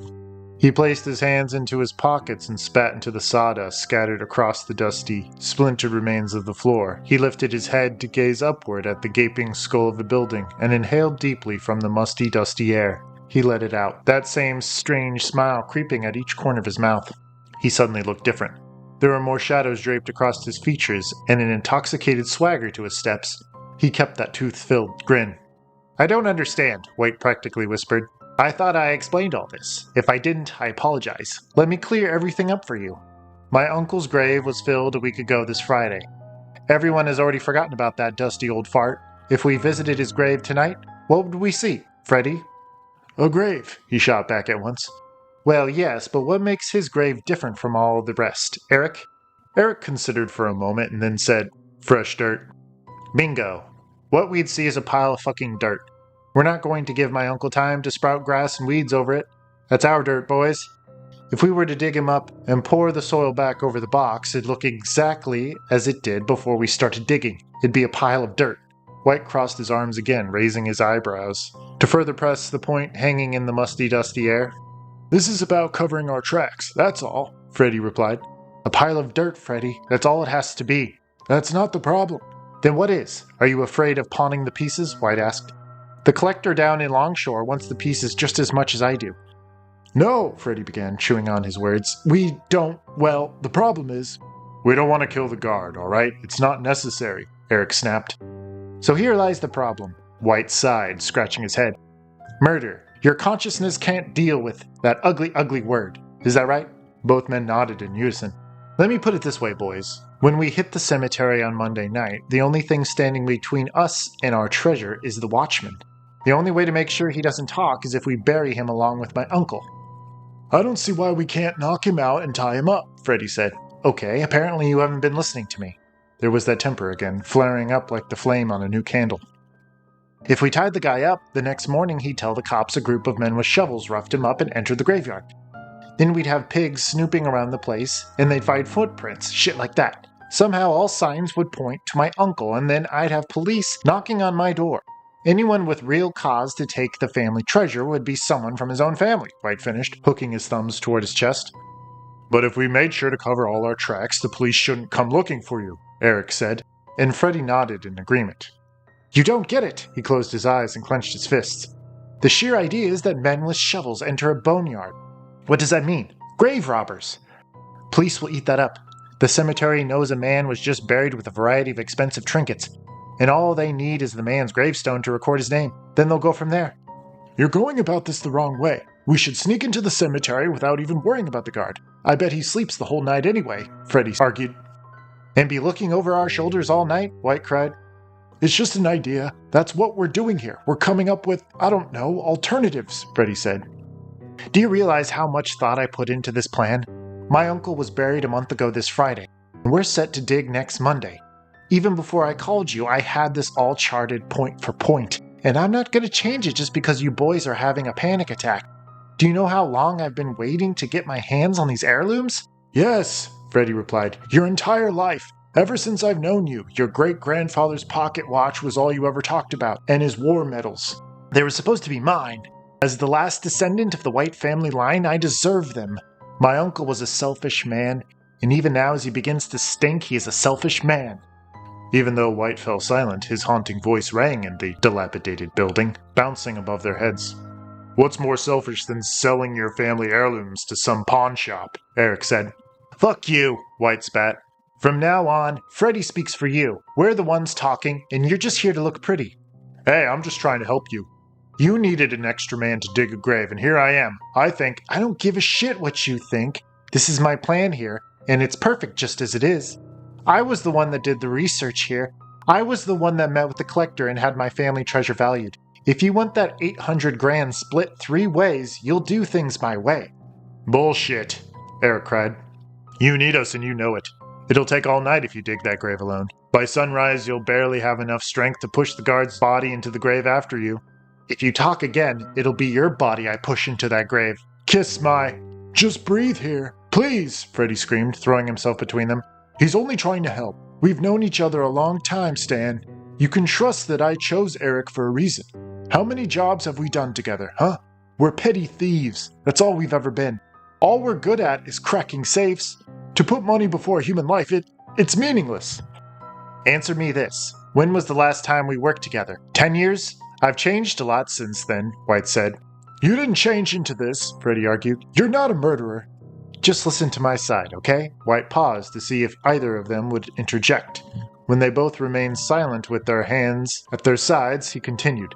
All right, we find out who the guard will be that night, approach him before he gets to work, and finish him off. There's no guard on duty when the cemetery is open, so it's his job to close the gate for the night and watch the place until the sun comes up. When the police search for him the next morning, there's nothing that connects his disappearance with the cemetery. Think about it. His time card isn't punched, the gate's still open, there's no one to say they even saw him at work, and there's nothing in his office that hints he was there in the last 24 hours. So the cops decide he didn't even get to work, and they start to search his home and where he was last seen.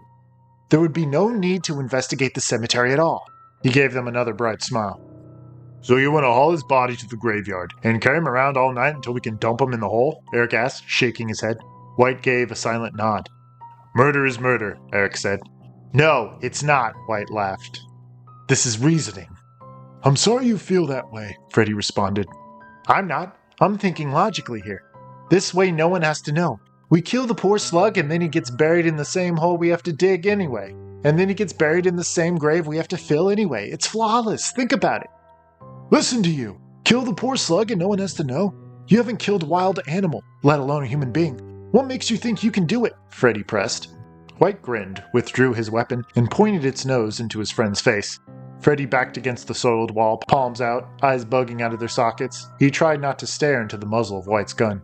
Instead, he looked at his own feet, choosing his next words carefully. Before he could say anything, Eric had already opened his mouth. For God's sake, he's your friend, Eric cried. White whirled around to point the gun at Eric, who yelped and ducked to the floor. Huddling against the wall and hiding his face in his hands, he peeked between his fingers to see that White was a black silhouette in the lamplight, a dark giant that waved in and out of the glare with a rocking laugh that shook his entire frame. Stan, please, Freddy yelled. I tell you to bring someone trustworthy into this job and this is who you choose, White said. Look at him, cowering like a child. You're pointing a gun at him. He's the reason you're backing out, isn't he? He's swayed you, made you soft. So you're gonna kill him? Freddy cried. Is that it? Fred stopped laughing and stared into Freddy's eyes, the gun still focused on Eric's body. His glare pierced Freddy, invaded and accused him. At first, Freddy saw the boy he once knew inside that stare, temporal and quiet. Then the eyes suddenly flashed and Freddy met the new Stanley White. The Stanley White that had given him a phone call only a week ago, after 10 years of disassociation. When he had laid eyes on the new Stanley, he hardly recognized him. His hair was thinning and gray, the cheekbones on his face were all too apparent, and the oversized jacket he wore weighed down his shoulders. 10 years had passed since they last spoke, and here came Stanley White, out of the shadows, with a scheme up his giant sleeve to get rich. What had changed Stanley in all those years? He still had his temper. That was something he could never shake. But he still wasn't the same. This man chilled Freddy. Freddy's eyes darted to the gun and then to the gnarled finger wrapped around the trigger. Stanley pulled back the hammer on the pistol. Eric whined in the corner, but White didn't take his eyes off of Freddy. He waited for his friend to say something, to challenge him, and stand up to him one last time. But he wasn't expecting those 3 simple words to resonate from Freddy's vocal cords. and when they did, something inside him snapped. "Who are you?" Freddy asked. White's face crumpled and the hand holding the weapon slowly dropped to his side. Without a word, White gathered his lamp and went for the door. Before he reached the exit, he spun back around, but neither Eric nor Freddy could make out his features or determine if he was pointing the pistol at them again. "I forgot to load it," White said. He took his time in tucking the gun into his waistband. He switched off the lantern, allowing for the natural sunlight to creep through the cracks in the walls to line the floors like prison stripes. "So, you're out." It was more of a statement than a question. "Yes," replied Freddy. Eric didn't even look up from his hands inside the fetal position, but Freddy spoke for the group. "Well, I'm going through with the job," he said. "I need to know that you'll keep quiet." "We won't say a word." The figure in the doorway seemed to nod. "I guess I'm on my own. There's no time to find a new group by Monday," he said. Only it was more to himself than anyone else. "I've waited too long. Can't put it off anymore." "I'm sorry, Stan." He still refused to leave. He continued to sway next to the door as if in a drunken daze, awkwardly waiting for someone to challenge him a second time, so he may have a chance to reassert his authority. "I'm better than you," he finally said to Freddy. "Yeah, I bet. It's gotta be nice to have no principle." "Are you kidding? It's great. Look at your disgusting pet on the floor. He would love to tear my throat out, I know. I, on the other hand, wouldn't waste a bullet on either one of you." "I feel sorry for you." "Don't. We're all going to hell." Then the door cracked open and light filled Freddy's senses, causing him to squint heavily and turn away. When he gathered himself and glanced back into the warm daylight, Stanley White was gone. Loose Ends, Part 2. White sat in the driver's seat of his car, his gaunt fingers running back and forth across the lines on his forehead. He was parked across the street from Freddy's apartment building, a baseball hat pulled over his eyes, casting a solid black veil across his face. He had taken off his jacket, revealing a set of bony arms under a sweat-stained t-shirt. A pair of sunglasses was perched on his nose, a cigarette burning between his dry lips. As he stared off at the front of the building, he scratched the scruff of his beard, the fingers on his other hand curling around the sweaty grip of his pistol. While he waited for Freddy to return home, his mind raced. He was going through with the job, all right. He knew that the pieces buried with the dead man were rightly his. He figured that he was doing this for his father, to pay tribute to him in some way. His dad always had a deep jealousy toward his brother for the heirlooms he secretly coveted. White could see the fire of hatred spark in the man's eyes whenever the treasures were mentioned, a look so unmistakable and potent. On the other end of the spectrum was 800 grand, all stacked into a leather briefcase. He would have to duck into hiding for a few years. Maybe he would go to Mexico or Canada. Hell, with that kind of money, anything was possible. White took a drag from his cigarette and flicked the gray ash to the mat under his feet. He knew he couldn't trust either one of them. Freddy wasn't the same person. White didn't understand him like he used to. "Who are you?" he thought bitterly. I should have asked him the same question. Inhale. Freddy had to be taken care of. Then, of course, Eric would have to be next. He would give him the practice and courage he would need for Monday night. Exhale. It was a shame that he would have to dig the grave by himself. With 3 men shoveling, the job would have been completed in 4 or 5 hours. Now that it was one man with a shovel, it would take all night for Stanley to call the project done. Inhale. How he hated those traitors. How he wanted to feel their hot blood stay in his hands. There was that bubbling anger again, and White quickly diminished it with one empty squeeze of his left hand. Out came that smile, smoke pouring between the cracks of his teeth, and his cigarette barely holding on to his bottom lip. I am one cool customer, he remarked with a sharp chuckle. I am one suave devil. Across the street, Freddy appeared as he rounded a corner, juggling keys and a paper sack in his arms. He never even looked up from his hands. The hard part was now dodging into the building behind Freddy without him noticing. White was out of his car and crossing the street just as Freddy was climbing the first stair of his front stoop. Freddy selected the correct key and jammed it into the door, which he pushed open with his free hand. White was right behind him, just mounting the steps, and discarding his half-finished cigarette to the warm concrete. Freddy was already inside the building and turning the corner as the door was swinging closed. White outstretched one hand and caught it just before it latched to its frame. He slithered inside, fingers instinctively going for the band of his pants. There he found the cool surface of his pistol and he smiled once more. There are only 2 floors to the building, so when Freddy entered the elevator, White knew where he had to go. The elevator doors met and White hurried for the stairs. He made his way to the top landing, pressing his ear to the door, fingers drumming the metallic ball of the knob. On the other side, he heard the elevator ding and the obvious creak of footsteps. He paused for 5 or 6 seconds and slowly pushed open the door. He heard a lock click at the end of the hallway and spotted Freddy's apartment almost at once. He crept halfway down the hall before he stopped, yanking the handgun out of his pants. He took a moment to gather himself. his mind working behind his shades with thoughts like the turning gears in a clock. There he was in the hallway of Freddy's apartment building, contemplating murder. White had a moment of sheer panic that almost sent him fleeing for the stairs. He started to sweat, his heart began to race, and his knees knocked together. The door to Freddy's apartment seemed like 1,000 miles away, stretching on elastic walls. He remained planted where he was, his weapon pressed against his chest. His very heart seemed to beat against it. No, this is right, White thought, nodding his head.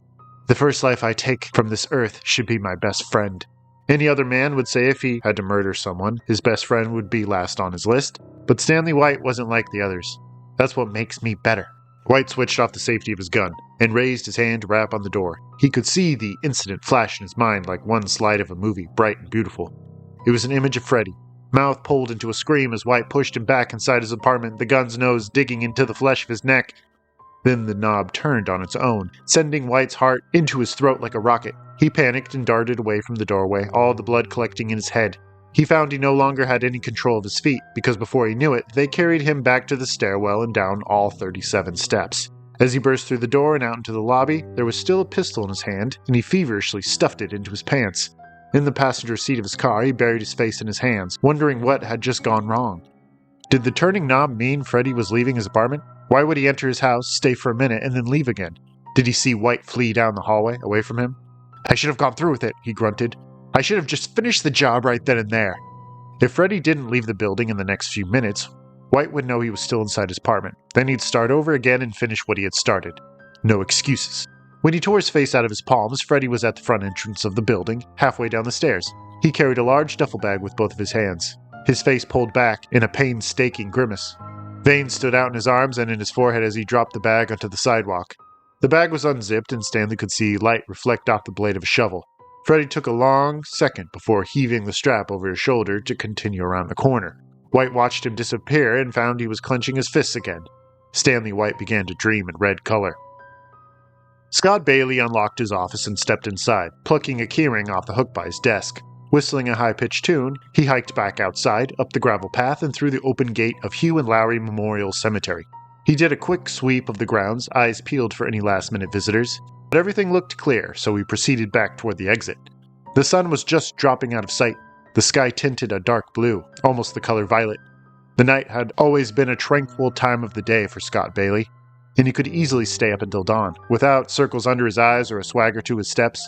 A job like his lacked an excitement factor, so most nights he would nod off and shake himself awake just before business hours. If he overslept, there was an alarm he had on his desk, and sometimes it came in handy.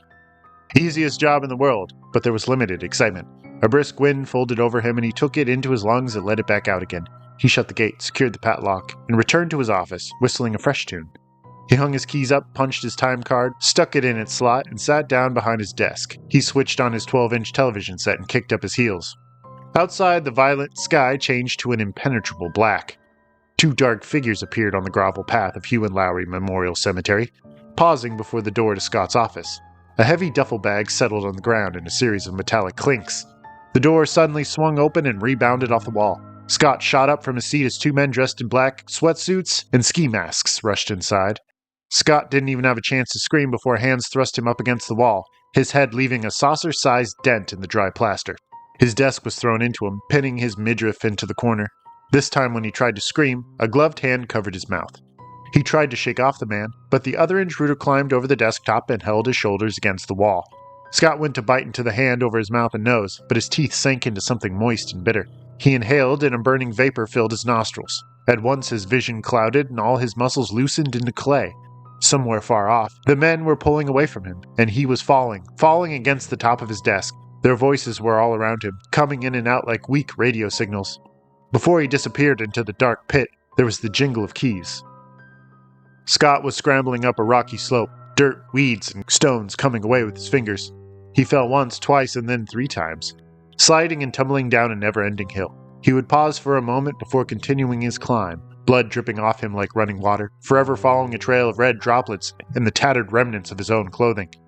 There was an echoing voice bouncing off the hills all around him, and he was quite sure it was speaking to him, even though he couldn't understand anything it had to say. He blinked tears out of his eyes to better see the sky, which was as pitch black as the hole he was trying to climb out of. Footsteps on floorboards closely followed the voice, heavy, hollow, heel, toe, heel, toe. He scanned the rocky slope from left to right, but no one was around. It was only him and the invading darkness. A voice met him again, and this time Scott could make out some of its words. "Well, can see, boys, already? A visit?" A bright light suddenly pierced the night and a shadow came out of the terrific glare, complete with a head, shoulders, and reaching arms.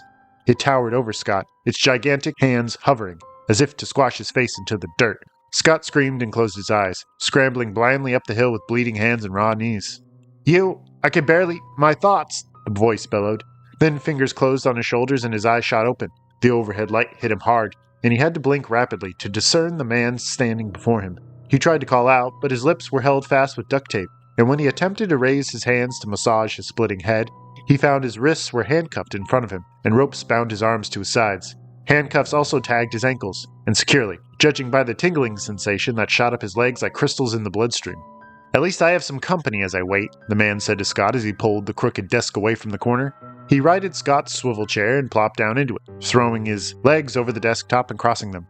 The man wore a suede jacket some 5 sizes too big for him, and a pair of faded blue jeans. He shook a cigarette out of his jacket pocket and stuck it between 2 peeling lips. With the toe of his tennis shoe, he nudged the power button on Scott's TV. He turned his head on a crane's neck to watch the basketball game already in progress. His empty eyes seemed to look past the television set, past the office, and out into the night. Scott had many questions to ask the man relaxing behind his desk, like who he was and where the other 2 men were. He forgot that he still had tape over his mouth, and the first question came out as a guttural moan. The man looked over at him as he lit his cigarette. He set his lighter right side up on the desk and blew fog over the burning light in the ceiling. "What's your name?" the man asked him. Scott could only stare back at him dumbly, shifting his weight in hopes of waking his dead legs. The man broke out in a grin and withdrew his feet from the desk. He strode over to Scott, tore the piece of duct tape from his lips, and proceeded back to the corner.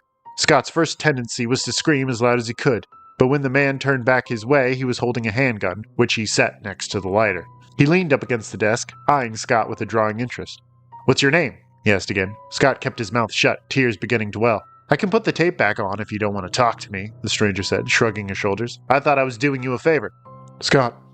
"Hello, Scott. It's nice to meet you." Scott's eyes darted to the office door, and the man followed his gaze. He smiled and drew from his cigarette. He returned to the chair and kicked his heels back up, causing the lighter to clatter to the floor. "My name's Stanley, and if you treat me with respect, I'll do the same to you." "What do you guys want from me?" "Oh, I'm not with the men that tied you up," Stanley responded. "I'm on my own tonight." "Then why don't you help me? Call the police and let me up. They took my keys. They might still be in the cemetery." "You don't miss a thing, do you, Scott?" "Help me! Why don't you help me?" Scott cried. "I'm not here for that. I'm sorry to say," Stanley answered. "I'm only here to visit for a while. I have to go out there and do some things you probably wouldn't like." "You know the men that did this to me?" Stanley nodded. "I can't trust them. They betrayed me."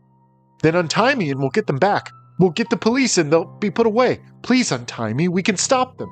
Stanley laughed, holding his stomach and shaking his head. "I don't want to stop them just yet, Scott. Have some patience." "What are you talking about?" Stanley's eyes went blank and they flitted to the door. A shadow fell over his face, his smile faltered, and his brow furrowed. Something like a dark creature was emerging from behind his empty stare, clawing up a rocky slope into the light, dwindling in the distance. "I'll let them do all the work, but I won't let them touch what is mine," Stanley said. "They won't see me coming." Scott hung his head and let his tears fall. At that moment he knew he was a dead man. He was going to die there in the corner with his hands and ankles cuffed like a prisoner. "What is your favorite thing to do?" When Scott looked up, Stanley was smiling his smile and smoking his cigarette. "What?" Scott answered with a heavy sigh. "If this was your last night on Earth, what would you do?" Scott's chest started to seize with pressing sobs that stole his breath and closed his throat. Tears spotted his collar and spittle stained his chin. "Well, answer me or the tape goes back on," he threatened. Hug my wife." Stanley looked away from Scott and appeared to pay attention to the TV. "I can't help you there. How about something else?" "I'd like to see her again," Scott said. "Will you just answer me? Respect me and I'll respect you. Do you remember that?" Scott nodded and Stanley eased back into his chair. "Maybe a cigarette," Scott said. Stanley nodded and retrieved his pack. He got up to stick the cigarette in Scott's mouth, and he lit it with the lighter from the floor. Scott inhaled deeply and was relieved to find that his headache was quickly diminishing, replaced by that sweet ebb of comfort. Stanley dropped the pack into Scott's lap and then set the lighter between his feet, right side up, of course. "Smoke as many as you like, Scott, because this is your night," Stanley said. "I'm sure you're a good man, and I have nothing against you. This is business. Only business. You just happened in the wrong place is all. Inhale." Scott couldn't reply, not unless he wanted the cigarette to tumble into his lap and burn through the crotch of his pants. All he could do was watch the man with wide swimming eyes and puff on that cigarette. It was all he had left. It was all he had to organize his reeling thoughts. Exhale. Stanley wandered back to the desk and briefly checked his watch, discarding his own cigarette to the floor. What would you like to watch, Scott? This is your office. Scott didn't reply. Stanley gave him a brief look and nodded his head. Basketball it is. Scott would have never guessed this man hadn't killed before. He remembered the blank look that had come over him and the haunting words he'd said. I'll let them do all the work, but I won't let them touch what is mine. They won't see me coming. That fucker is clinically insane, Eric said, pressing the shovel into the soil with his boot. He brings a gun to our meeting and pulls it on us, and you're his best friend? Will you stop bringing that up? I haven't talked to Stan in over 10 years. I'm not sure he can still be considered a friend, Freddie replied. They both dug in at the same time, sweat budding on each of their foreheads and staining their masks. Eric suddenly dropped his shovel to loosen the fingers of his locked claws. Freddie watched him with mild interest and went back to work, his collections of dirt arcing delicately into the air. Goddamn my fucking fingers, man. They're cramping on me, Eric cried, plopping down in the grass. Come on, if we want to be out of here by midnight, we have to pick up the pace, Freddie said, from behind his wool mask. His teeth gleamed in the darkness like sparkling pearls. Eric shook out his flashlight and pointed the beam at their project. Freddie stood inside the grave as he worked, and from where Eric sat, he couldn't see his partner's shins. He calculated that they were almost 2 feet into the earth, which left 4 more feet if it was true that everyone was buried 6 feet under. They'd been digging for a little over an hour, which was pretty good time. He considered it was the loose dirt that was making the job that much easier.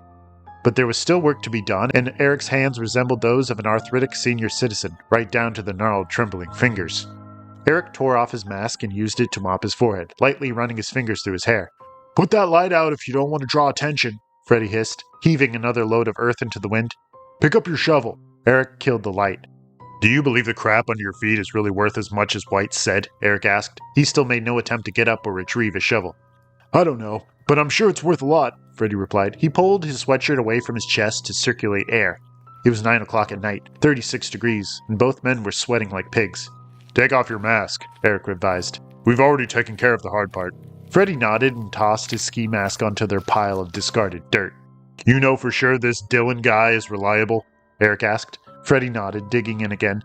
He's always been a collector of antiques. We go back a while, so I know he won't cross us. But will he try to bullshit us? Nah, he's cool. But it will be an inconvenience to go to Maryland to find him. That is, if he's still living there. Hopefully the heat will be off by the time we meet him. If the story of the missing family jewels is still printed on the front page of every paper, we shouldn't let anyone near the pieces. It's common sense that we should lay low for a while. Eric joined Freddie inside the hole, toting his shovel like a rifle. They dug in silence for another half an hour before they took a short breather, leaning on their shovels for support and panting hoarsely. Can you imagine what White will do when he digs all this up on Monday and finds everything is already gone? Eric huffed, shaking his head. You know he's going to come after us, Freddie answered. But he won't find us. We won't stop moving. White is smarter than you think. He knows how to follow the right signs. I think his anger fuels him or motivates him somehow. He can be blowing fire yet still keep his mind open. He's the opposite of blind rage. Anger opens his eyes and points him in a certain direction. Yeah, I know, I already heard this speech. Freddie ignored him. I've seen him blow up to the point where he's kicking a fallen man in the ribs, laughing like a fucking psycho. But he always knew when to quit before he went too far, Freddie explained. I don't think he knows how to do that anymore. He's changed for the worst. You won't find us, Eric concluded. Stan never trusted anyone. I was the only person he could really confide in. But as the years went on, he became more distant. After that, we just sort of went our separate ways. Listen, the guy's a nutjob. Case closed, Eric said. Keep your ass on your shovel, man. Freddie still couldn't let the topic drop. You heard him in the warehouse. He didn't know if he could trust us. He was afraid we'd spill everything to the cops. So, that's understandable. Plus, we swore to him we wouldn't. It seemed to put him at ease. Freddie shook his head, grasping Eric's shoulder and pulling him close. That's where I disagree with you. I don't think he was convinced at all. If I know Stan, he would make sure anything of concern, all the loose ends were taken care of before he followed through with something. Freddie's eyes bulged with realization. Any doubt in his mind would have to be taken care of. I get it, Eric snapped, shrugging Freddie's hand off his shoulder. What are you saying? He would have to kill us before he started digging? Yeah, I guess I am. Well, we're alive now. Maybe he was going to kill us, but after we get the loot, we're leaving town and our old lives. We're beating him to the punch. Stan is smarter than that. You said it yourself, the man has never killed before. So how do we know he even has the capacity? Eric countered with a laugh. Years ago in college I might have even agreed, but I would have never thought he was capable of killing me. There was a long pause. And? Eric insisted. Tonight I'm sure he is. I also have a feeling we'll be meeting him again before we reach Maryland. Freddie glanced down at the headstone, marking the grave of a man who was only a stranger to him, a man he had never met or even seen a picture of. Michael J. White, 1932 to 2008. I think we need to take a page out of Stan's book. For our own defense, he turned back to his partner. We need to buy a gun. In the darkness of the cemetery, a dull glow suddenly appeared in the distance, first as only a small orb, and then as a bright halo. Eric and Freddie couldn't see the light bobbing near the front gate, closing the distance between them, for they were 6 feet under, just cracking their blades against Michael J. White's coffin. There was a whoop of glee that rose out of the ground, followed closely by the splintered crack of wood. The light extinguished into nothing. There was something coming, and now it was quickening its pace. The Loose Ends, Part 3. Scott Bailey stared at the lighter between his feet for the longest time. He watched it for so long that his vision began to blur and double. He drew off his cigarette, but found that it had burned to the filter and gone out. He spat it across the room. The man had left around 15 minutes ago, toting a camping lantern like a boy would his lunchbox. The gun went into the band of his pants, which he patted twice as if to make sure it was really there. He switched off the TV and pushed the chair into the desk. Scott had a feeling that he was finding things to do, as if he were putting something off. He was overthinking. The way he paced around the office, zipping and unzipping his coat, spoke louder than words ever could. Then he turned to look at Scott. He gave him a small smile and a quick salute. "Smoke those cigarettes," he said. "I won't put the tape back on your mouth because I'll be right back. I know you'll behave yourself." The man named Stanley was then out the door and into the night. Scott's eyes darted to the lighter, attempting to wrap his mind around his current situation. Could it really be that easy? Could that man not have seen what he'd set up for him?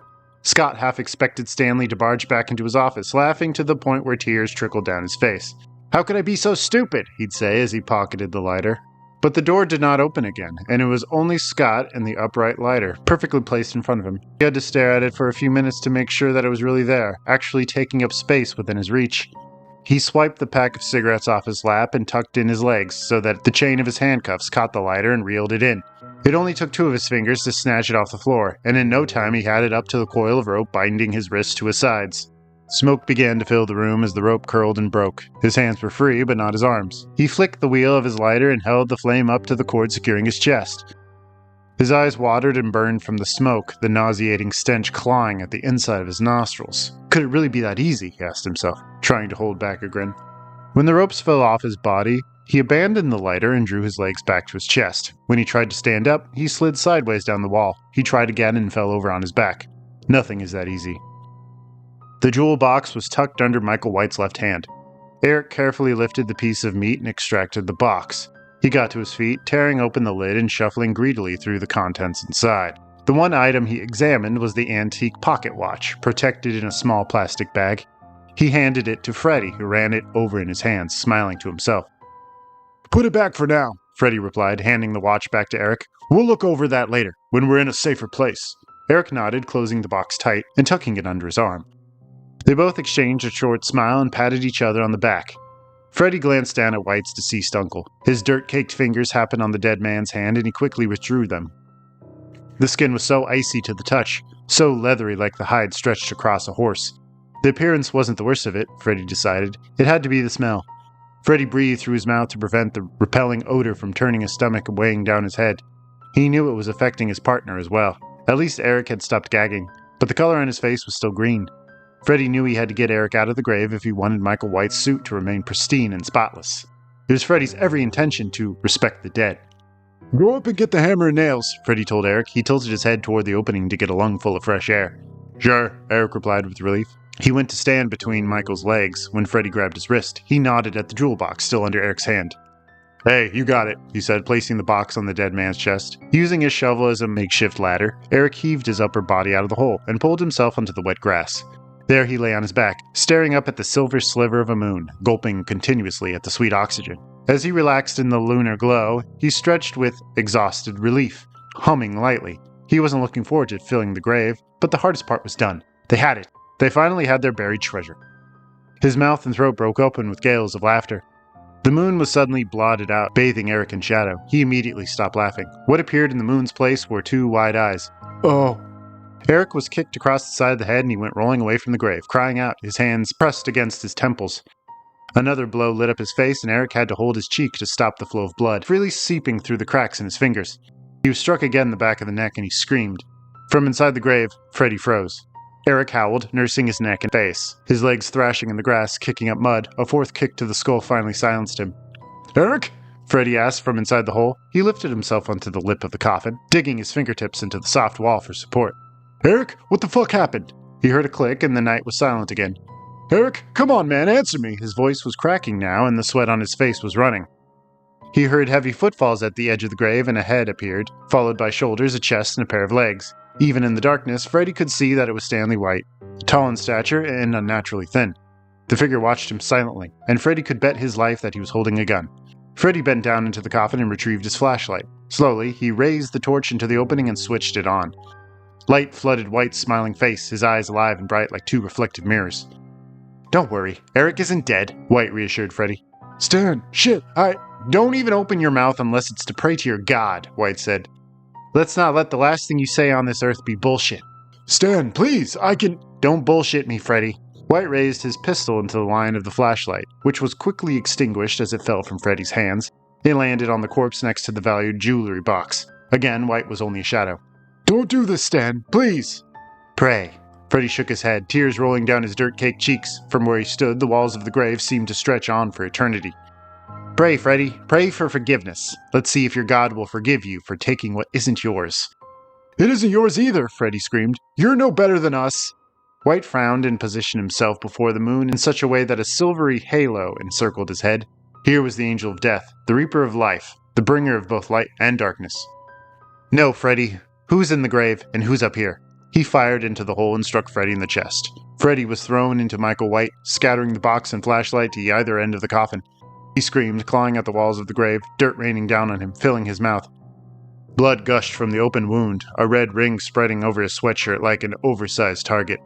I wanted to kill you first, White yelled over Freddy's scream. I've decided that my first should mean something. Let me explain before you go shaking your head. It's like killing my first deer.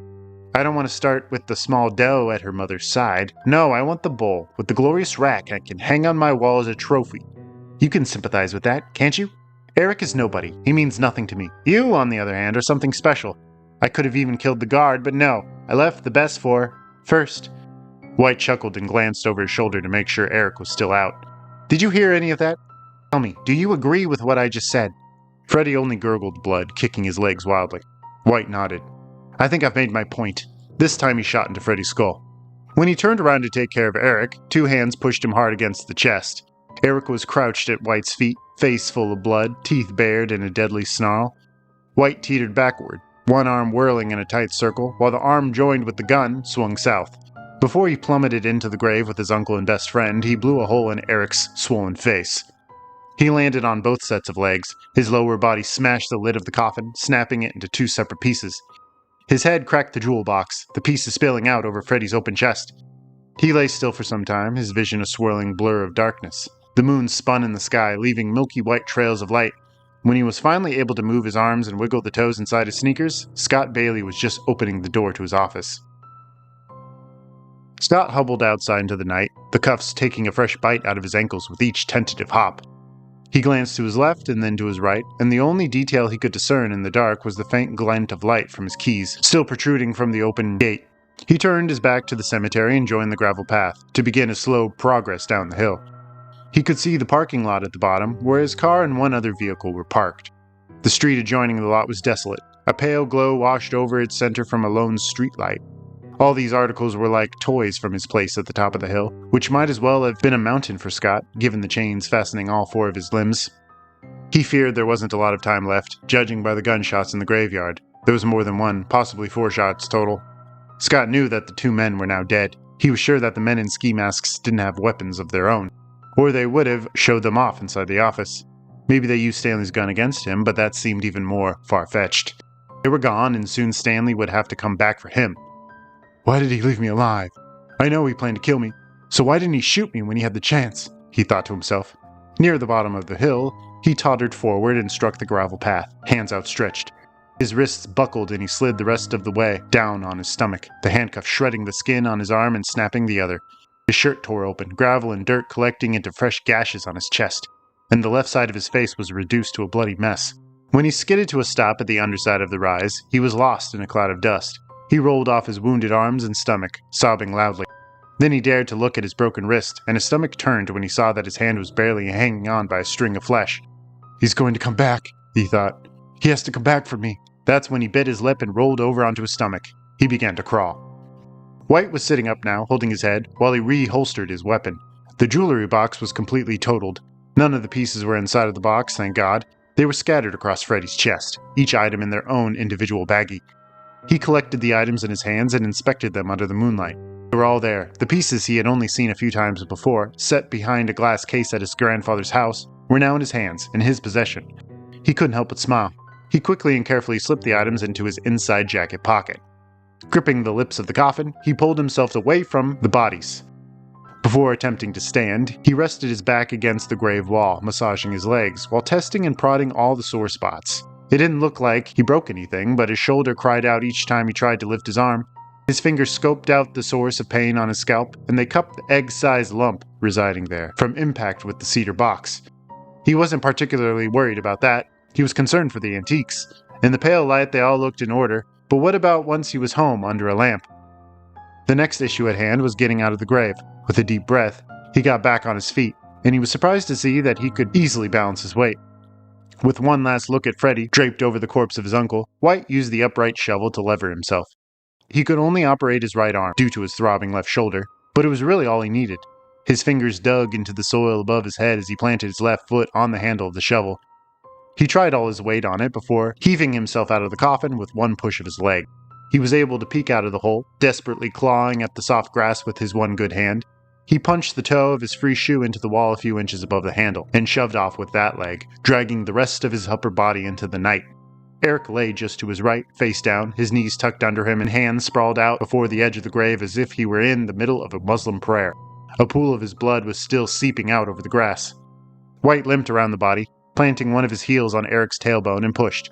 Eric slid forward, his arms dangling over the lip of the hole before his entire body tumbled over. There was a tremendous crash and dust rose into the air. White peered into the grave. He couldn't see his uncle at all under the collection of fresh bodies. All he could make out were a pair of dusty black dress shoes pointing up at him. He gathered his lamp, switched it on, and placed it beside the open duffel bag. Rummaging inside, he found a box of nails, a crowbar, and a couple of hammers. Obviously they meant to seal the coffin again, but White couldn't see himself taking the extra time. The lid was pulverized anyway. He threw the bag into the hole and stripped off his jacket. Without a moment's hesitation, he strode over to the shovel and tossed in his first scoop of earth. When he went back for his second, his head raised, the shovel rolled out of his hands, and his eyes widened. He took his lantern and hurried for the front gate, his fingers going for his pistol. His able arm held up the lantern, which bobbed with each hurried step. He didn't tear the gun out just yet. He only placed his fingers on its grip, taking comfort in the warm burn from its last shot. He broke out of the cemetery and stopped. The door to the office was lightly swinging in the wind. Light flooded out of the doorway, shining a spotlight along the gravel path. White stopped for a moment to poke his head inside, and the first thing that struck him was the smothering perfume of smoke. In the corner was a simple coil of rope. His temperature rose and his teeth gnashed. Fire, much like the flame from a lighter, was igniting in his eyes. This time, when he clenched his fist, it was around his gun. White took off down the gravel path, heart pounding and his breath raspy and harsh. Sudden relief washed over him. The night watchman was at the bottom of the hill, just crawling into the parking lot. He must have heard Stanley's approach because he turned his head. Scott began to scramble over the asphalt, screaming at the top of his voice. White took off down the hill, but his feet tangled together and he went over. He fell on his lantern, which shattered under his weight. He slid down the gravel path, his gun skidding away from him into the high grass.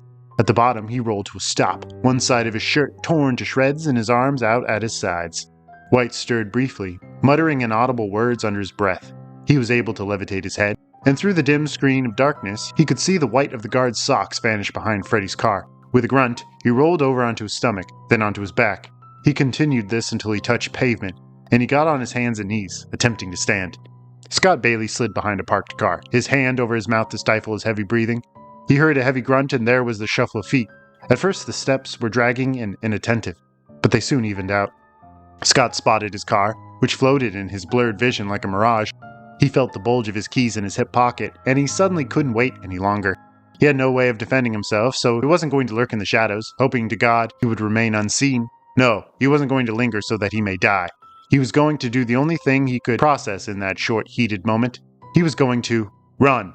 Scott bolted to his feet, using the car as leverage. He hopped forward, sneaking a look over his shoulder. The man was limping toward him, his teeth bared. And now that he had spotted Scott, his mouth morphed into a smile. Stanley whooped like a dog, pointing a blood-stained finger at Scott's back, as if aiming a fake gun. Scott's car was maybe 10 yards away, and his hands were reaching for it, fingers extending to their maximum length. Scott began to weep, screaming for help through a mouthful of his spit and tears. He spread his legs too far, and the chain pulled tight. And the chain pulled taut, causing him to stumble and almost fall. The man's heavy breathing was dramatically closer, the vibration from his footfalls rippling through the concrete. Scott was only a few steps away from his car when White threw him into it. His head bounced off the trunk, leaving an ugly dent and knocking him out. White gave a tremendous battle cry as he picked the guard up by the scruff of his neck and threw him back into the cold steel, which crumpled like tin. White let the man hit the concrete as he gathered himself, leaning against the trunk. He bent down to check Scott's pulse and saw that he was still breathing. It was a shame that he would have to be buried alive. White took the man's legs and dragged him across the blacktop, groaning with every inch. Through all the pain and sickness that was weighing him down, he wasn't surprised that laughter filled his burning chest, or that he was smiling. That smile was faint and tired, but it was in happiness all the same. He still had a long night ahead of him, but that didn't mean he had to be miserable. Stanley White began to whistle. That night in Stanley's dream, there was the screech of metal grinding with metal, and he was screaming. He couldn't see anything in all the smoke, and there was a red light tinting his vision. The smoke cleared, and there was blood drenching his hands and jacket. He looked down to see his legs were gone. Out of the red light came a deer, eyes glowing with intense light. White took his hand and placed it on the animal's snout, running his fingers up and down its smooth skin. The deer went to turn away, but White grabbed its antlers and pulled it back. The creature stared at him a little while longer, keeping completely still. The deer's front and back legs were handcuffed. He screamed and reeled away from the animal, glancing into the headlights that were its eyes. Protruding from the deer's thin black lips was a burning cigarette. "I'd like to see her again." Everything went black, and White held up his lantern. He tried to switch it on, but he remained trapped in darkness. Then he woke up. 4 days later. Stanley White stepped out of his car, a ball cap pulled over his head, and a pair of sunglasses pushed up on his nose. He was just tucking his cell phone into his pocket, the conversation from his last call still fresh in his mind. Miles Clapton was in his antique shop, waiting for him. He was excited to finally see the heirlooms. When White asked if he was ready to make an offer, Miles said that he'd been ready for 15 years. White placed a hand to his chest, where the pieces were tucked inside the inside pocket of his coat. They were all perfectly fine, even after the box had been smashed. On his walk, White had a chance to replay the last few days in his mind. After filling the grave, the sun had just made its appearance, and he hurried to a motel off the interstate, where he slept until 9 p.m. When he finally did wake up, he inspected all his wounds and was relieved to see there were no broken bones. Nevertheless, every joint in his body screamed. The lantern had left a black cylindrical bruise across his chest, but every rib seemed intact. With that out of his mind, he turned on the TV. The evening news already had the story. Scott Bailey, age 27, had gone missing. His car was parked at the cemetery, along with another vehicle, with tags for a Fred Walton. There was blood and significant damage to the car. There were also obvious signs of a scuffle in and outside of the watchman's office, and a pistol was found in the grass. When White heard this, he cursed under his breath. He'd searched for that fucking gun for over an hour before giving up. It was only a matter of time before they had his prints.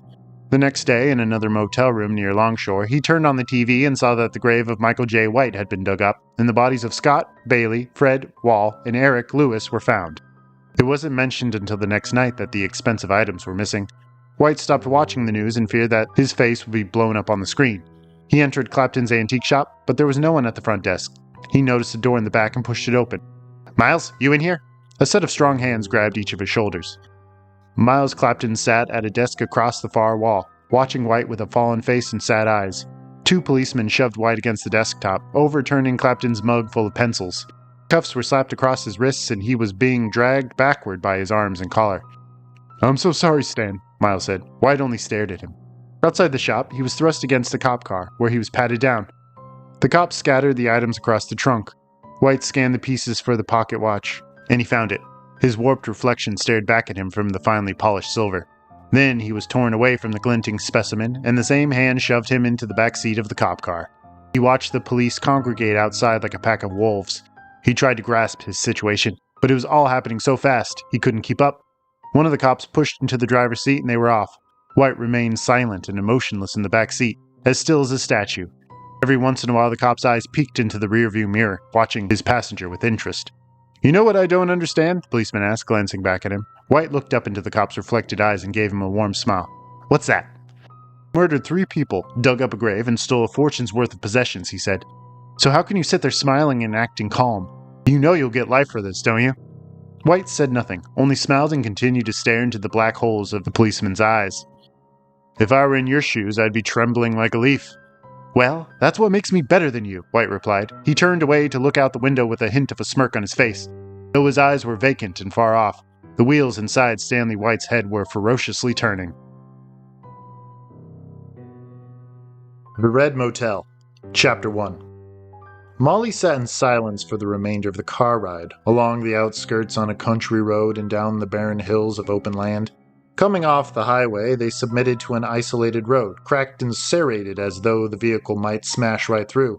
She stared past her own reflection in the passenger window and lulled into a daydream with her steady thoughts of dead grass and cloudless sky. Every once in a while she would be shaken from her meditation by a stabbing thought of pain, like a rush of adrenaline in her heart. What followed that was a sinking experience of sadness, which had the potential to drag Molly through her passenger seat and into a darker void, yawning just below her feet. In these moments she thought sporadically of her father, dying in a hospital bed a few towns over. She wondered if she could make it in time. Some 7 hours into the road trip, they had another 50 miles ahead of them. Would he even be conscious to receive her? It frightened her to think about confronting her father at the end of his life, but Sam had insisted she pay her last respects. Sam rolled his eyes away from the road to watch his wife, sitting slumped in her seat with her arms crossed and her breathing ragged. "You must know this area pretty well," Sam told her. "Anything around here worth seeing?" "Just farmland," Molly replied dryly. "No carnivals or museums? Maybe tourist traps, like the world's largest hammer and nails?" He attempted to solicit a smile, but she had already transitioned back to her thoughts. Sam sighed and turned up the static on the talk radio station, already slipping out of continuity. Every radio station he settled on died an hour later, and he took his hand off the wheel to tune the knob on the radio. The car bumped against something in the road and they heard a surprising explosion, like a gun shot to cause them to seize against their seats, their belts biting into their collarbones. They had a flat tire, and cursing under his breath, Sam pulled off to the side of the road with the shredded rubber knocking on the wheel well. They both got out and inspected the tire, and to make matters worse, they seemed to be the only individuals on this particular road. "What the hell caused it?" Molly threw her arms in the air in a sign of defeat. Although she was relieved the deathbed reunion with her father was momentarily postponed, she checked her watch and felt her heart skip into rapid succession. It was already getting late. She wanted to find a hotel somewhere in town to leave their stuff before they proceeded to the hospital. Since she didn't know how long they were going to be, it would be nice to have a hotel already in line, one that they could return to without worry, even at the early hours of the morning if they had to. Sam traced the tire treads back to the scene of the accident and found a spike strip coil, like something a police officer would use. It didn't look like it was strung deliberately across the road. Only a small portion of it was actually in the street, and the rest was bunched up in a useless bundle in the gully on the left-hand side. Sam had to have veered slightly across the white guard line at just the right moment, when he was fiddling with the radio, to damage his tire. Molly stepped up next to him and cursed. "What kind of moron leaves this in the middle of the road? It could have killed someone." Sam took out his cell phone and looked up a number for roadside service. "We don't have time for that," Molly said, noting the phone in his hand. "Can't you change the tire yourself?" He communicated to her a cold look. "I've never changed a tire in my life. You won't even let me look at the plumbing in the house, and now you trust me with this? I'm honored." She slapped her hands against her thighs. As Sam dialed the phone, she looked at the spike strip in the road. It did look like it was placed there haphazardly, as though it had dropped from the back of someone's truck. But someone should have noticed it. Something like that stood out like a dead animal on the side of the road. She became convinced that it had just dropped there, and maybe the owner would come back for it. Just as she thought that, a blue pickup truck thundered down the road, headed their way. Molly socked Sam in the arm, who dropped his phone to a side and watched the tornado of dust kicked up from the truck's tires. Sam thought about throwing up his hands to wave the driver down, but the truck had already slowed considerably to pull a U-turn and park next to them.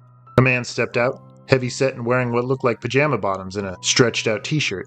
A faded trucker hat sat perched on his nest of black, greasy hair. He was cleanly shaven and his double chin shone smooth and bright in the sun. He looked genuinely concerned as he hitched up his pants and inspected their car. He noticed the spike strip before Sam could say anything and shook his head, making a clicking noise with his mouth. "You hit the jackpot there," the man said with a clear drawl to his voice. It sounded as though it was cut with sand. "This must have been left behind from the last police chase. Came by here the other day. Must have forgot about it." "A car chase, you said?" Sam asked. The man looked him in the eyes and smiled a mouthful of crooked teeth. "This ain't the city, and we don't see much high-speed news out here. But when it does, it gets around surely." "I would love to have the cop's badge number who left this here," Molly huffed. The man turned to look at her with bloodshot eyes, and he smiled even wider, which set Molly's skin to a crawl. "I'll make sure I look into that for you," he said. "I can give you a ride up the road, and we'll see who we can contact about that." "Thanks, but that won't work," Sam said. He put his hand up to silence any more outbursts from Molly. "We need to be somewhere by tonight, and all we're looking for is a motel or something. From there we can figure everything out, like sending someone back for the car. Unless you can change a tire, I'd be willing to pay you for your trouble." The man looked at the shredded tire and frowned. "Well, I might be able to help you there, but I'll have to come back with some tools. Why don't I take you up the road a little ways to a motel I know about? I have some friends who operate it, and this time of year the business is real slow. I'd like to take you there, if that'll be alright." Before Sam could accept, Molly interjected, stealing the man's attention and his red, beady eyes. "Doesn't get any business?" Molly asked. "In the summer?" "Well, it's off the beaten track a little ways in the woods," the man responded. "Not the best spot to tell the truth, but the people who run it are fine folks. It gets its best business at Halloween for sure." "Why is that?" Sam asked, suddenly interested. "It's called the Red Motel, and it's a regular motel for most of the year, but at Halloween, they turn it into an honest-to-God haunted house. Scary fun, I tell you what," the man said with a hoot of laughter. "I myself love to be scared. Makes you feel alive, it does." Chapter 2. The man introduced himself as Jerry Brills, and he gave them a much-appreciated lift to the Red Motel. Off the main road as he had said, but close enough to town and the hospital to be a suitable place to settle in. Jerry dropped them off in front of a dilapidated building, and Molly couldn't tell if it was really in that bad of disrepair or if it was just Halloween theatrics. The place had a clear Bates feel to it, just small enough to include a walkway of 5 or 6 red doors, all standing faded and peeling of paint and devoid of any numbered markings. There were dead leaves decorating the roof like a woodsy crown of thorns, with a dirt cul-de-sac in front to park a car and a sign out front advertising, "Hallows Eve thrills and chills, check into the Red Motel." The sign was just as faded, standing crooked in a stamp of grass out front. It looked to be splattered with red paint for added effect. The parking lot was empty, and Molly didn't think it was because the other guests were in town for the day. Jerry dropped them off and told them to meet Todd in the main office. He practically lived there, and Molly didn't think he was joking. Jerry would be back later that night, hopefully with the car fixed. Molly checked her watch impatiently, which did not go unseen by either Sam or Jerry. She promised to be there at her father's bedside before sunset. Jerry had only a couple hours to get the car ready, but he didn't look concerned. He waved to them as he backed out of the lot, and then the trees obscured him completely. They carried their bags up the main walkway, setting them down on the boards and entering the office through a screen door. It was just as small as Molly expected, just a counter with a door standing open behind. The notable smells of the office included some kind of spiced curry and wet mud. From the inner room, they could hear the distant muffle of a television program and a man laughing uproariously. "Hello?" Sam called, and the TV immediately silenced. They heard a chair creak as someone stood up. A tall man, skin and bones and a buzzed head, filled the space behind the counter and placed his large hands on the tabletop, smiling at them kindly. He wore coveralls, like something a mechanic would wear, and they were just as stained with grease and dirt. This surprised Molly, because she was convinced the grounds had seen zero maintenance in the last decade. He had a scruff of beard and wild flashing eyes, but he calmed Molly's nerves with a friendly greeting. "Howdy," Todd said, looking back and forth between them. "Welcome to the Red Motel. Don't let the sign fool you outside. We are a motel and have rooms to sleep." "Overnight?" "Yes," Sam said, "just for the night. Jerry sent us over here, and we'll be back later, hopefully with some good news about our car." Todd's face brightened even further at Sam's mention. "Doggone Jerry, you said. I guess I can always rely on him for business. I think people are confused, thinking we're closed for all 11 months of the year." The man cut off to stare dreamily up at the ceiling. "Oh hell, did you say you had car trouble?" "Flat tire," Molly responded. "Down the road." "Bum trip, I know," he said, nodding. "But you couldn't have a better man than Jerry for the job. He'll get you fixed up, and maybe we can have a game of cards in the back room later tonight. Jerry and a few others come by most nights for a hand or two. It keeps us busy, at least, and we try to get the guests participating if we can. We'll be busy tonight." "If we can get our car working," Sam replied quickly. "We have business in town, a family emergency." Molly's shoulders tensed at the sound of business. Is that what he thought they were doing? Molly thought it was more like punishment to have to watch her father die. Todd's expression softened. "I'm sorry to hear that." "Well, then we'll get you going as quick as we can." He reached under the counter and came out with a book, which he used to record Sam and Molly's name, as well as their room. He handed them their keys and told them it was the 5th room down the walkway. "Excuse the mess," the man said. "You think with all the downtime we'd get around to cleaning up after Halloween, but I think we like having the decorations around some." "So you decorate the rooms, and people tour through them?" Sam asked. "Oh yeah, we deck each room out in a scary theme." He counted them off on his long fingers. "There's the vault, the cave, the torture chamber. But the real show's underground. We chose this spot for a reason to build this building. A steel mill was here once, bulldozed, but there's a work and service elevator under our feet that opens up in some underground facilities. It's a real hoot, like a maze. I'd be happy to show you if you care to." "No, we'll have to pass," Molly said curtly. Todd lost his smile and watched them turn around to leave. "Well, I'll check up on you a little later," he said. "Just holler." Outside, they picked up their bags and proceeded to the end of the walkway toward their room. Molly counted the doors as she passed, realizing how ridiculous it all was. When she stepped inside the room and flicked the switch on the wall, she was greeted with a numbing sight, enough to turn her stomach. Like the office, it was just as she expected. A television, a bed without its sheets, a nightstand, and an open bathroom. A fine layer of dust covered every known surface, and they left shoe prints in the stiff carpet. She expected she wouldn't be staying the night there. She would rather sleep in a chair in the hospital waiting room. She set her bags down as Sam closed the door behind them, sounding a sarcastic whistle. Molly called the hospital on her phone and learned there had been no change to her father's condition. He was coming in and out of drug sleep, and was responsive but could not talk on the phone. Molly assured them she would be there in the next few hours and hung up with a strained face. She realized that she'd been holding her breath and she let it out slowly. Sam watched her, but without knowing how to comfort her, he walked into the bathroom. Molly sat on the bed, which did not give under her weight. She looked up and around, from her reflection on the TV screen to the hole in the ceiling. Sam stepped out of the bathroom to find Molly standing on the bed and inspecting the ceiling. "What are you doing?" "There's a camera in the ceiling," Molly snapped. Her hatred came out in a high rise to her tone. "No," Sam said with a laugh. He walked over and peered up with his neck craned. "There is a camera in the ceiling." "What the fuck?" she said. As she stepped off the bed, it slid sideways and Sam had to catch her from falling, and they both hit the wall. "You okay?" he asked. She didn't answer and bent down to inspect the floor. The bed had moved enough to reveal a piece of clothing, balled up in the corner. She reached to pick it up, but caught herself. It was a white shirt stained red with blood. Sam had to catch her again as she sprang back. "What the fuck is that?" she cried. Sam paused a moment, standing over it with his fists on his hips. "It must be a prop," he said. "This place is a haunted house at Halloween, Molly. It's classic Hollywood. Look, it's not even blood. It's too red." He picked it up with his thumb and forefinger, but quickly dropped it when he saw the frightened expression on his wife's face. "In the camera?" she asked. "Again, it's a haunted house." He reached out and touched her arms. "They probably have them for it." His features dropped doubtfully. "You're right, this is pretty creepy." "We need to get out of here," Molly said at a whisper, as if someone was listening. Sam nodded and they stepped out of the room with their bags. Outside they felt immediately safer, where they could fill their lungs with fresh air and listen to the cottonwood leaves in the wind.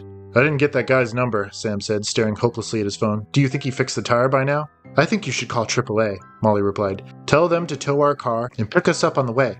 "Maybe I should just call a cab," Sam said. "We can find a better place in town, if we can get to the hospital first." He called a number for a taxi service and asked to be picked up as soon as possible. They watched their backs as they stood in the dirt lot, with one eye on the closed door to the office and one on the road. After 10 minutes of waiting, they heard a car approach the motel from the gravel road, and Molly's chest lifted. In the back of her mind, she knew it hadn't been long enough for a taxi. She was right. Another pickup truck turned the last bend, a lot like Jerry's, but older. It pulled up in a cloud of dust and 2 men stepped out. One wore a straw hat, which he tipped in their direction as they approached the main office. The man with the straw hat was young, but haggard in the face and red around his mouth and cheeks. The second man looked to be the same age, but he had shoulder-length white hair and a cowboy hat, complete with jeans and a pair of worn boots. He looked at Molly and Sam briefly, smiling toothlessly. They both walked into the office smoking cigarettes. Molly and Sam exchanged confused looks. Were they guests for the night, or were they friends with Todd? Molly knew the latter to be true when the three of them stepped out of the office, laughing and coughing. Todd patted them both on the backs and they stopped in place like puppets. "Glad to see you guys," Todd called to Molly and Sam. "These are my pals I was telling you about. We're about to deal a hand in here if you're interested." "No thanks," Sam said. "We're waiting for a cab. Like I said, we have business in town, and we really can't stay." "Wait inside here," the white-haired man said, still smiling. "It's getting cold out. The sun is setting now. You'll freeze yourselves." "We're fine out here," Molly said. She made no attempt at hiding her impatience. "We don't mind waiting." "Oh, hell. It'll take 2 hours for a cab to make it out here," the man with the straw hat said. "Let me take you into town in my truck if you want. I'll get you there in 10 minutes. "No, thank you. We'll wait for the cab," Sam replied. "We already called it." "Nonsense. I won't have you wasting your money on a cab when I got a perfectly good truck right there." The man approached his car, jingling his keys in his hand. "Really, we're fine waiting out here," Molly insisted. "No way am I letting you two nice folks stand out here and freeze," he replied shortly. "God knows those city taxis take their sweet time. You know they run up their clocks by driving slow. That's how they up their quota." Why don't we just wait inside the office, Sam said. We'll stand by the door so we can hear the taxi when it comes up. Does that work? Molly threw him a frightened look, which the man did not see. He smiled and shook Sam's hand. My name's Daryl, he said. That's my buddy Trevor. And we hear you already met Jerry. Molly couldn't believe what she was hearing. Word had spread fast about their flat tire. Apparently it was the talk of the town. Hey, what about Jerry? You should have your car fixed up in a minute, Trevor said. Yeah, why waste your money on a cab when Jerry's fixing up your ride? Todd threw in. We don't have time to wait, Sam started to say, but Todd cut him off. Come on inside, Tom waved his hand at them. Get in here and relax. Molly looked back at their room and wondered if it would be better to wait in there. The shiver up her spine quickly changed her mind and she followed her husband to the office, the last one to enter. The screen door clattered in the frame behind her. Inside the office, Molly and Sam stood in the door to the back room, where a table was set, and where the men sat around uncomfortably in folding chairs, much too small for them. A TV chattered in the background, forgotten for the time being. Now the room stunk of cigarette smoke and sweat. Sure you don't want to get in on this? Daryl asked Molly and Sam. He had taken off a straw hat to reveal a balding head of salt and pepper hair. Todd shuffled the cars and watched his guests in the doorway. Yeah, come on. We could squeeze you two in. No, we'd rather watch, Sam said. Molly nodded without looking at them. Suit yourself, Tom belched and leaned over the table. Better the three of us. I have no quarrels with them, but you two owe me some scratch. After the last sorry game you played, Daryl laughed. I think I'll take what I owe off your tab. You sorry sons of bitches. Trevor shuffled the cards and started dealing with a quick hand. These two work the haunted house at Halloween, Todd said. Tell them what you do. I play a minotaur, with horns, Daryl said, touching the invisible horns above his head.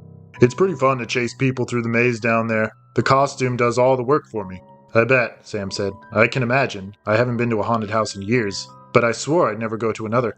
Why not? Trevor spat with real malice. He flicked the brim of his cowboy hat and peered up at him. What's wrong with haunted houses? Sam did a double take. Nothing. I meant nothing by it. They're just not for me. You don't like being scared or something? Sam blinked at him, struggling for a response. Take it easy, Todd said, punching Trevor in the shoulder. This did little to alleviate the situation because Trevor growled hatefully and shot Sam an ugly look. Molly stood stunned behind her husband, avoiding all eye contact. She was ready to spring at the screen door behind her and run into the forest if she needed to. She could only hope Sam was able to keep up. This guy is trying to say something, Daryl cut in. Go ahead, say it. I have nothing to say, Sam said with some energy, although he tried to keep calm. I'm sure you have a great haunted house here. I mean no disrespect. None taken, Todd said. Don't you worry about it. This place is our passion. We let the atmosphere do the work, if you know what I mean. You have to make the people think they're actually in danger. They need to believe that they may die, or else there's no fun in it. That's where you get the rush, like jumping out of a plane, or taking a real strong drug. Drink! Trevor suddenly cried, slamming his hand down on the table happily. He extracted a long glass bottle from underneath the table and showed it off to them as they cheered. The bottle didn't have a label, and the liquor inside was clear as water.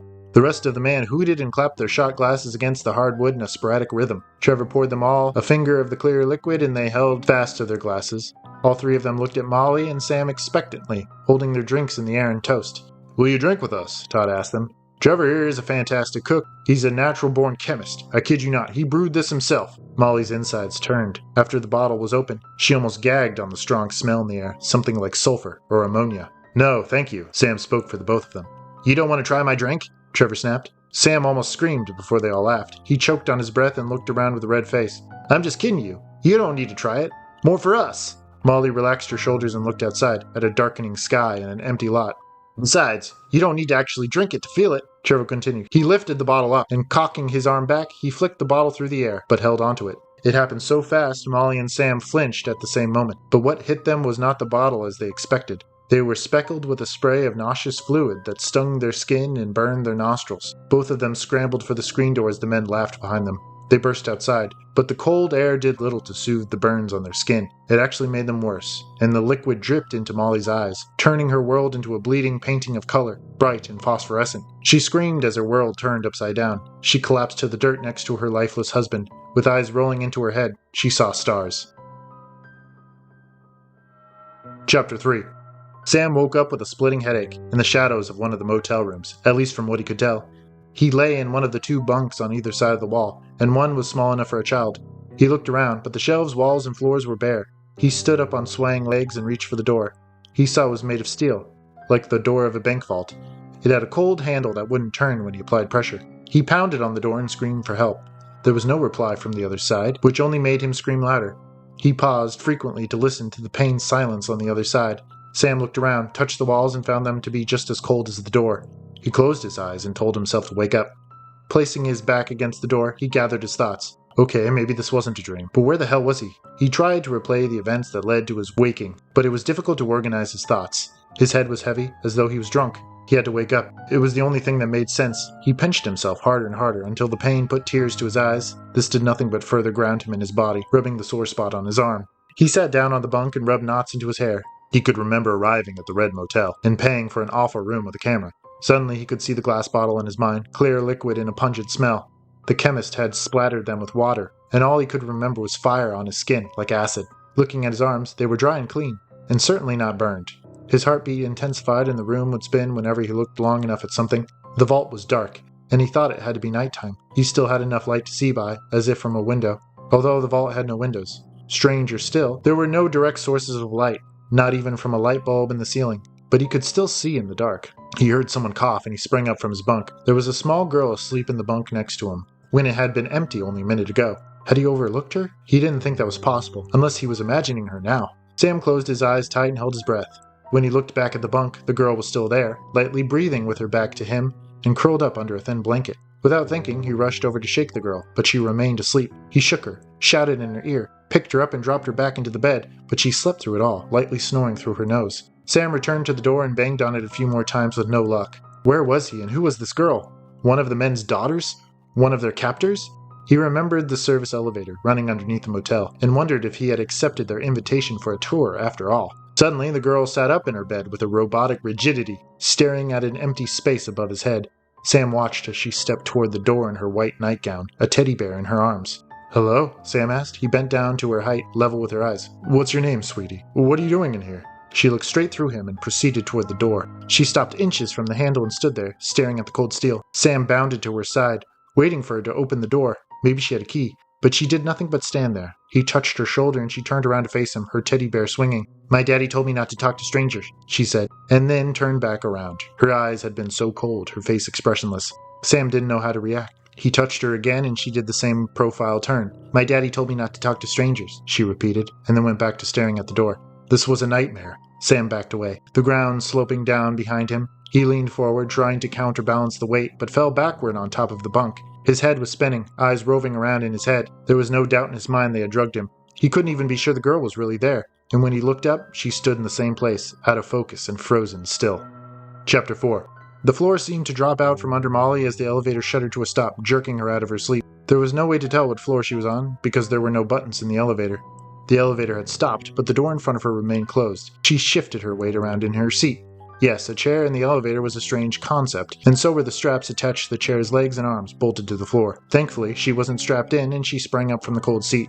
She stood up too fast and had to catch herself against the wall. She had a light head and a sinking feeling in her stomach, like she needed to throw up.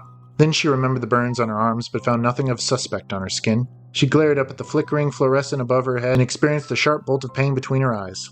The door slid open slowly, and Molly was greeted with a cool breath of air, brushing like a tease over her face and arms. Then she saw the man lying face down in front of the elevator, and she choked back a scream. The man was not moving. He was large and bald, wearing white hospital robes. Molly remained frozen in place, with the elevator stalled and the door standing open. She managed to spring backward into the elevator with her weight braced against the wall. She looked down at the body, which she thought could stand up at any minute. The elevator started to shake and buzz, and she thought the doors might close on her again. She darted forward and leapt over the body, catching herself against an outside bureau. A vase of flowers almost toppled over, and she caught it. The flowers were fake.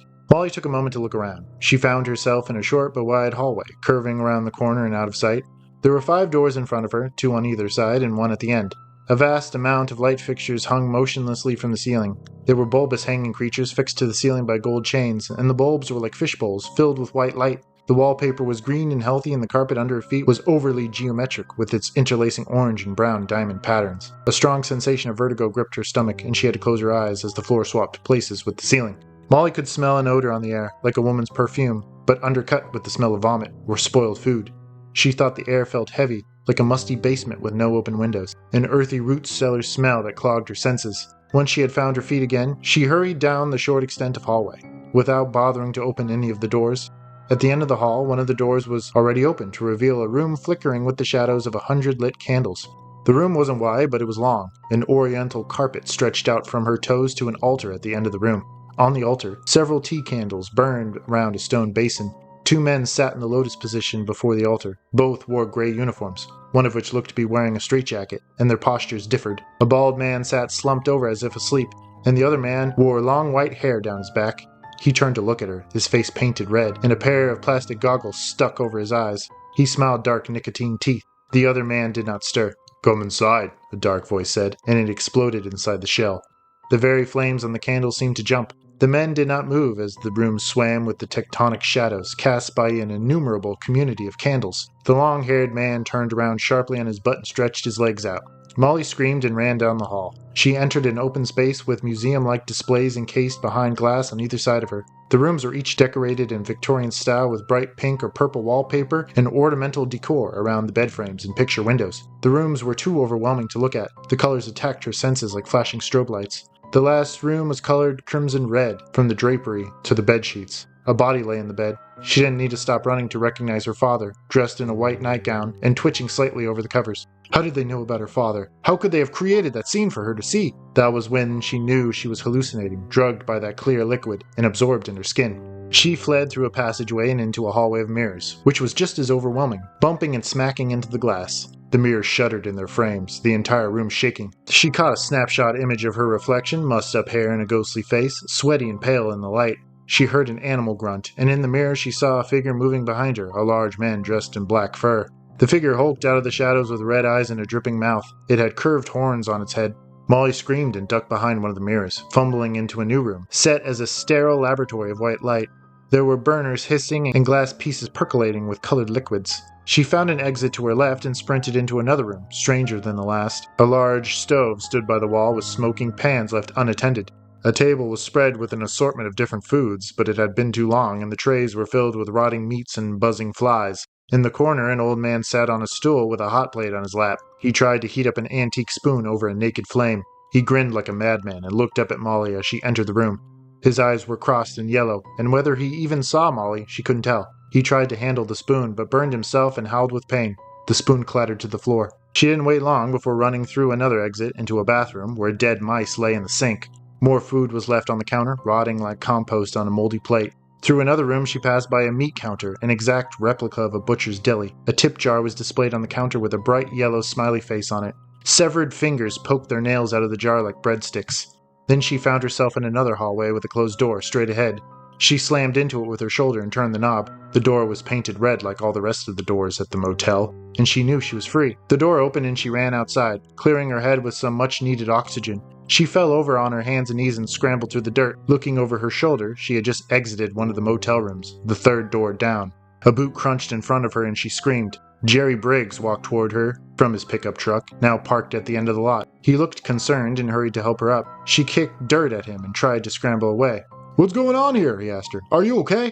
"Get away from me!" she screamed. Regaining her feet, she sprinted toward the trees. But something moved directly in front of her, sliding through the breaks in the branches, and it had horns. She stopped in her tracks as Jerry grabbed her from behind. He threw his arms around her in a bear hug and lifted her kicking and screaming in the air. "What are you doing out here when all the fun's in there?" Jerry said in her ear. He threw her to the ground and she immediately lost her breath. With saliva dripping from her mouth, she continued her stomach crawl through the dirt and gravel. The office door opened in front of her and Todd stepped out, cradling a shotgun in his arms. He pointed it directly into Molly's face and frowned at her in the moonlight. "You're gonna have to get back in there," he said. "You paid for your time, and you're gonna get your money's worth. I know you feel sick, but it's because you're resisting the drug. You gotta let it work for you." Molly cried up at the sky. "Up we go," Jerry said, lifting her to her feet. She hung limp and suspended in his arms, refusing to move. The barrel of the shotgun followed her in a slow pan. "I took a look at your car," Jerry said behind her. She could feel his hot breath on the nape of her neck. "There's nothing I could do. It can't be fixed." "Please," Molly cried. "Please what?" Todd asked. "This show is just for you. Go on and enjoy it. Nothing's gonna hurt you in there. It's all pretend. Even this gun isn't real. Go ahead, look straight into the barrel and I'll pull the trigger. It's a fun game, don't you think? A gag. So you only think there's danger." He stepped closer so that the gun was inches from her face. Molly turned her head to the side, refusing to look at it. "We never hurt anyone," Jerry explained. "It's always the rooms that hurt them, not us." "Yes," Todd grinned. "The rooms always do that work. It's because I run the scariest haunted house in all America. Hell, the whole world. It's so scary people die of fright." "What, you don't think it's possible? Then step inside, little lady. Test your luck in the Red Motel. Check in and you won't want to check out." Jerry dragged Molly screaming toward the open door and back into the Red Motel. Chapter 5. Sam heard screaming behind the vault door, but he didn't know if it was his imagination or not. A woman screaming. "Molly!" He ran to the door, where the girl remained unmoving with her teddy bear. It was like a wild glitch in a video game, a ghostly apparition projected on the wall. Sam placed a hand on her shoulder just to make sure she was there, and his heart skipped when she turned her head to look at him. On the other side of the door, Molly screamed again. He banged his fists against the steel, calling her name. "I never get out of here either," the girl said suddenly. Sam spun around to look at her, but she was gone. Now she stood in the corner, blood dripping from her scalp. A shaking hand pointed at the space under her bunk. "He comes through here," she whispered. "That's how he got me." Sam cautiously crossed the room, expecting the girl to disappear again, but she did not move. He pushed the bunk aside with his foot. Outside, he heard a man laughing, and Molly cried in pain. He blinked his eyes, trying to adjust them in the dim light. Under the girl's bunk was a trapdoor with a brass handle. He attempted to yank it up, but it was locked shut. He turned around, but the girl was gone again, this time for good. He shook off the hallucination and gripped the handle a second time to try again. Then he stopped. He could hear rustling from the other side of the wall, followed by heavy footsteps on stairs, leading underground. Then a lock slid out of joint on the other side of the trapdoor. Sam stood upright, back arched against the wall.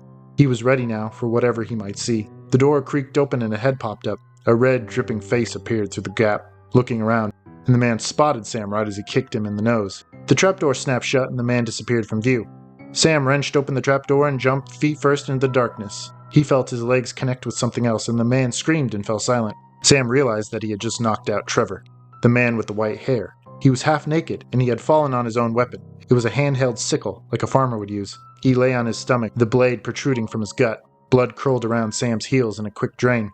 Sam looked up at a set of stairs and a light above his head. He ran straight at it and through a secret wall in the back of Todd's office. The poker table was just as he remembered. The folding chairs left scattered around the room helter-skelter. The TV in the corner flickered madly with a skipping image of a talking head.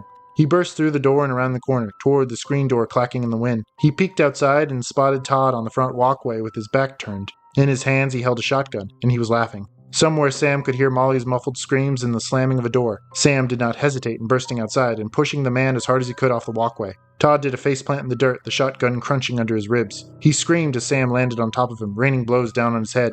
Todd scrambled away, throwing Sam off his back with amazing strength. They both went for the gun, fighting over the stock and barrel. Sam had the stock end, and he wrapped his fingers around the trigger. "No!" Tom screamed before his face was reduced to a red crater. He fell back in a warm spray of blood and did not move again. At the sound of the gunshot, Jerry charged through one of the red doors, right into Sam's line of sight. Jerry shrieked and threw his hands in the air. "What are you doing? I just came back to return your car." "Where is she?" Sam demanded. He stood up on wobbly knees and pumped the shotgun. The shell casing dropped to the dirt between his feet. "Put the gun down," Jerry said. "If this is about your car, I can bring you to it. I changed the tire." "Shut up. Where is she?" "A few doors down." A few yards down, a door came open to reveal a large man in a fur costume clutching a thrashing Molly in his arms. He had a gloved hand over her mouth, a plastic headdress with horns sitting askew on his head. This was Daryl, the Minotaur. "Put the gun down or I snap her neck," Daryl growled with a voice unlike his own. As Sam shifted his focus from Jerry to Daryl, Jerry burst forward and collided with Sam, and the gun went off. The roof exploded in a shower of splinters right above Daryl and Molly's head. She slipped out of his hold, elbowing him hard in the chest. He grappled to hold onto her, but slipped and fell on his knees. She barreled straight into Jerry and dug her fingernails into his face. Jerry reached up to grab her with both hands while Sam punched him in the face. He fell off him in a faint. The Minotaur had claws too, like razor-sharp barbs sewn into his gloves. He ran up and sank them into Molly's arms, bringing instant spurts of blood to the surface. Sam aimed the gun in his direction, but Daryl ducked at the right second, springing for the trees. Sam shot once more after him, but the darkness quickly swallowed the beast from sight. Molly nursed her bleeding arm with a tight grip and looked up at her husband with frightened eyes. "Can you run?" Sam asked her, and she nodded. "Then let's run." He helped her to her feet, and with the shotgun on his shoulder, they jogged to the end of the lot and found the road. A yellow taxicab stood isolated and dark, parked in the shrubs out of sight. They ran to the car and found it to be empty. Where the driver was, they didn't know. Perhaps he was still lost in the Red Motel, running through the countless halls and passageways without end. Sam opened the door, and the keys were still in the ignition.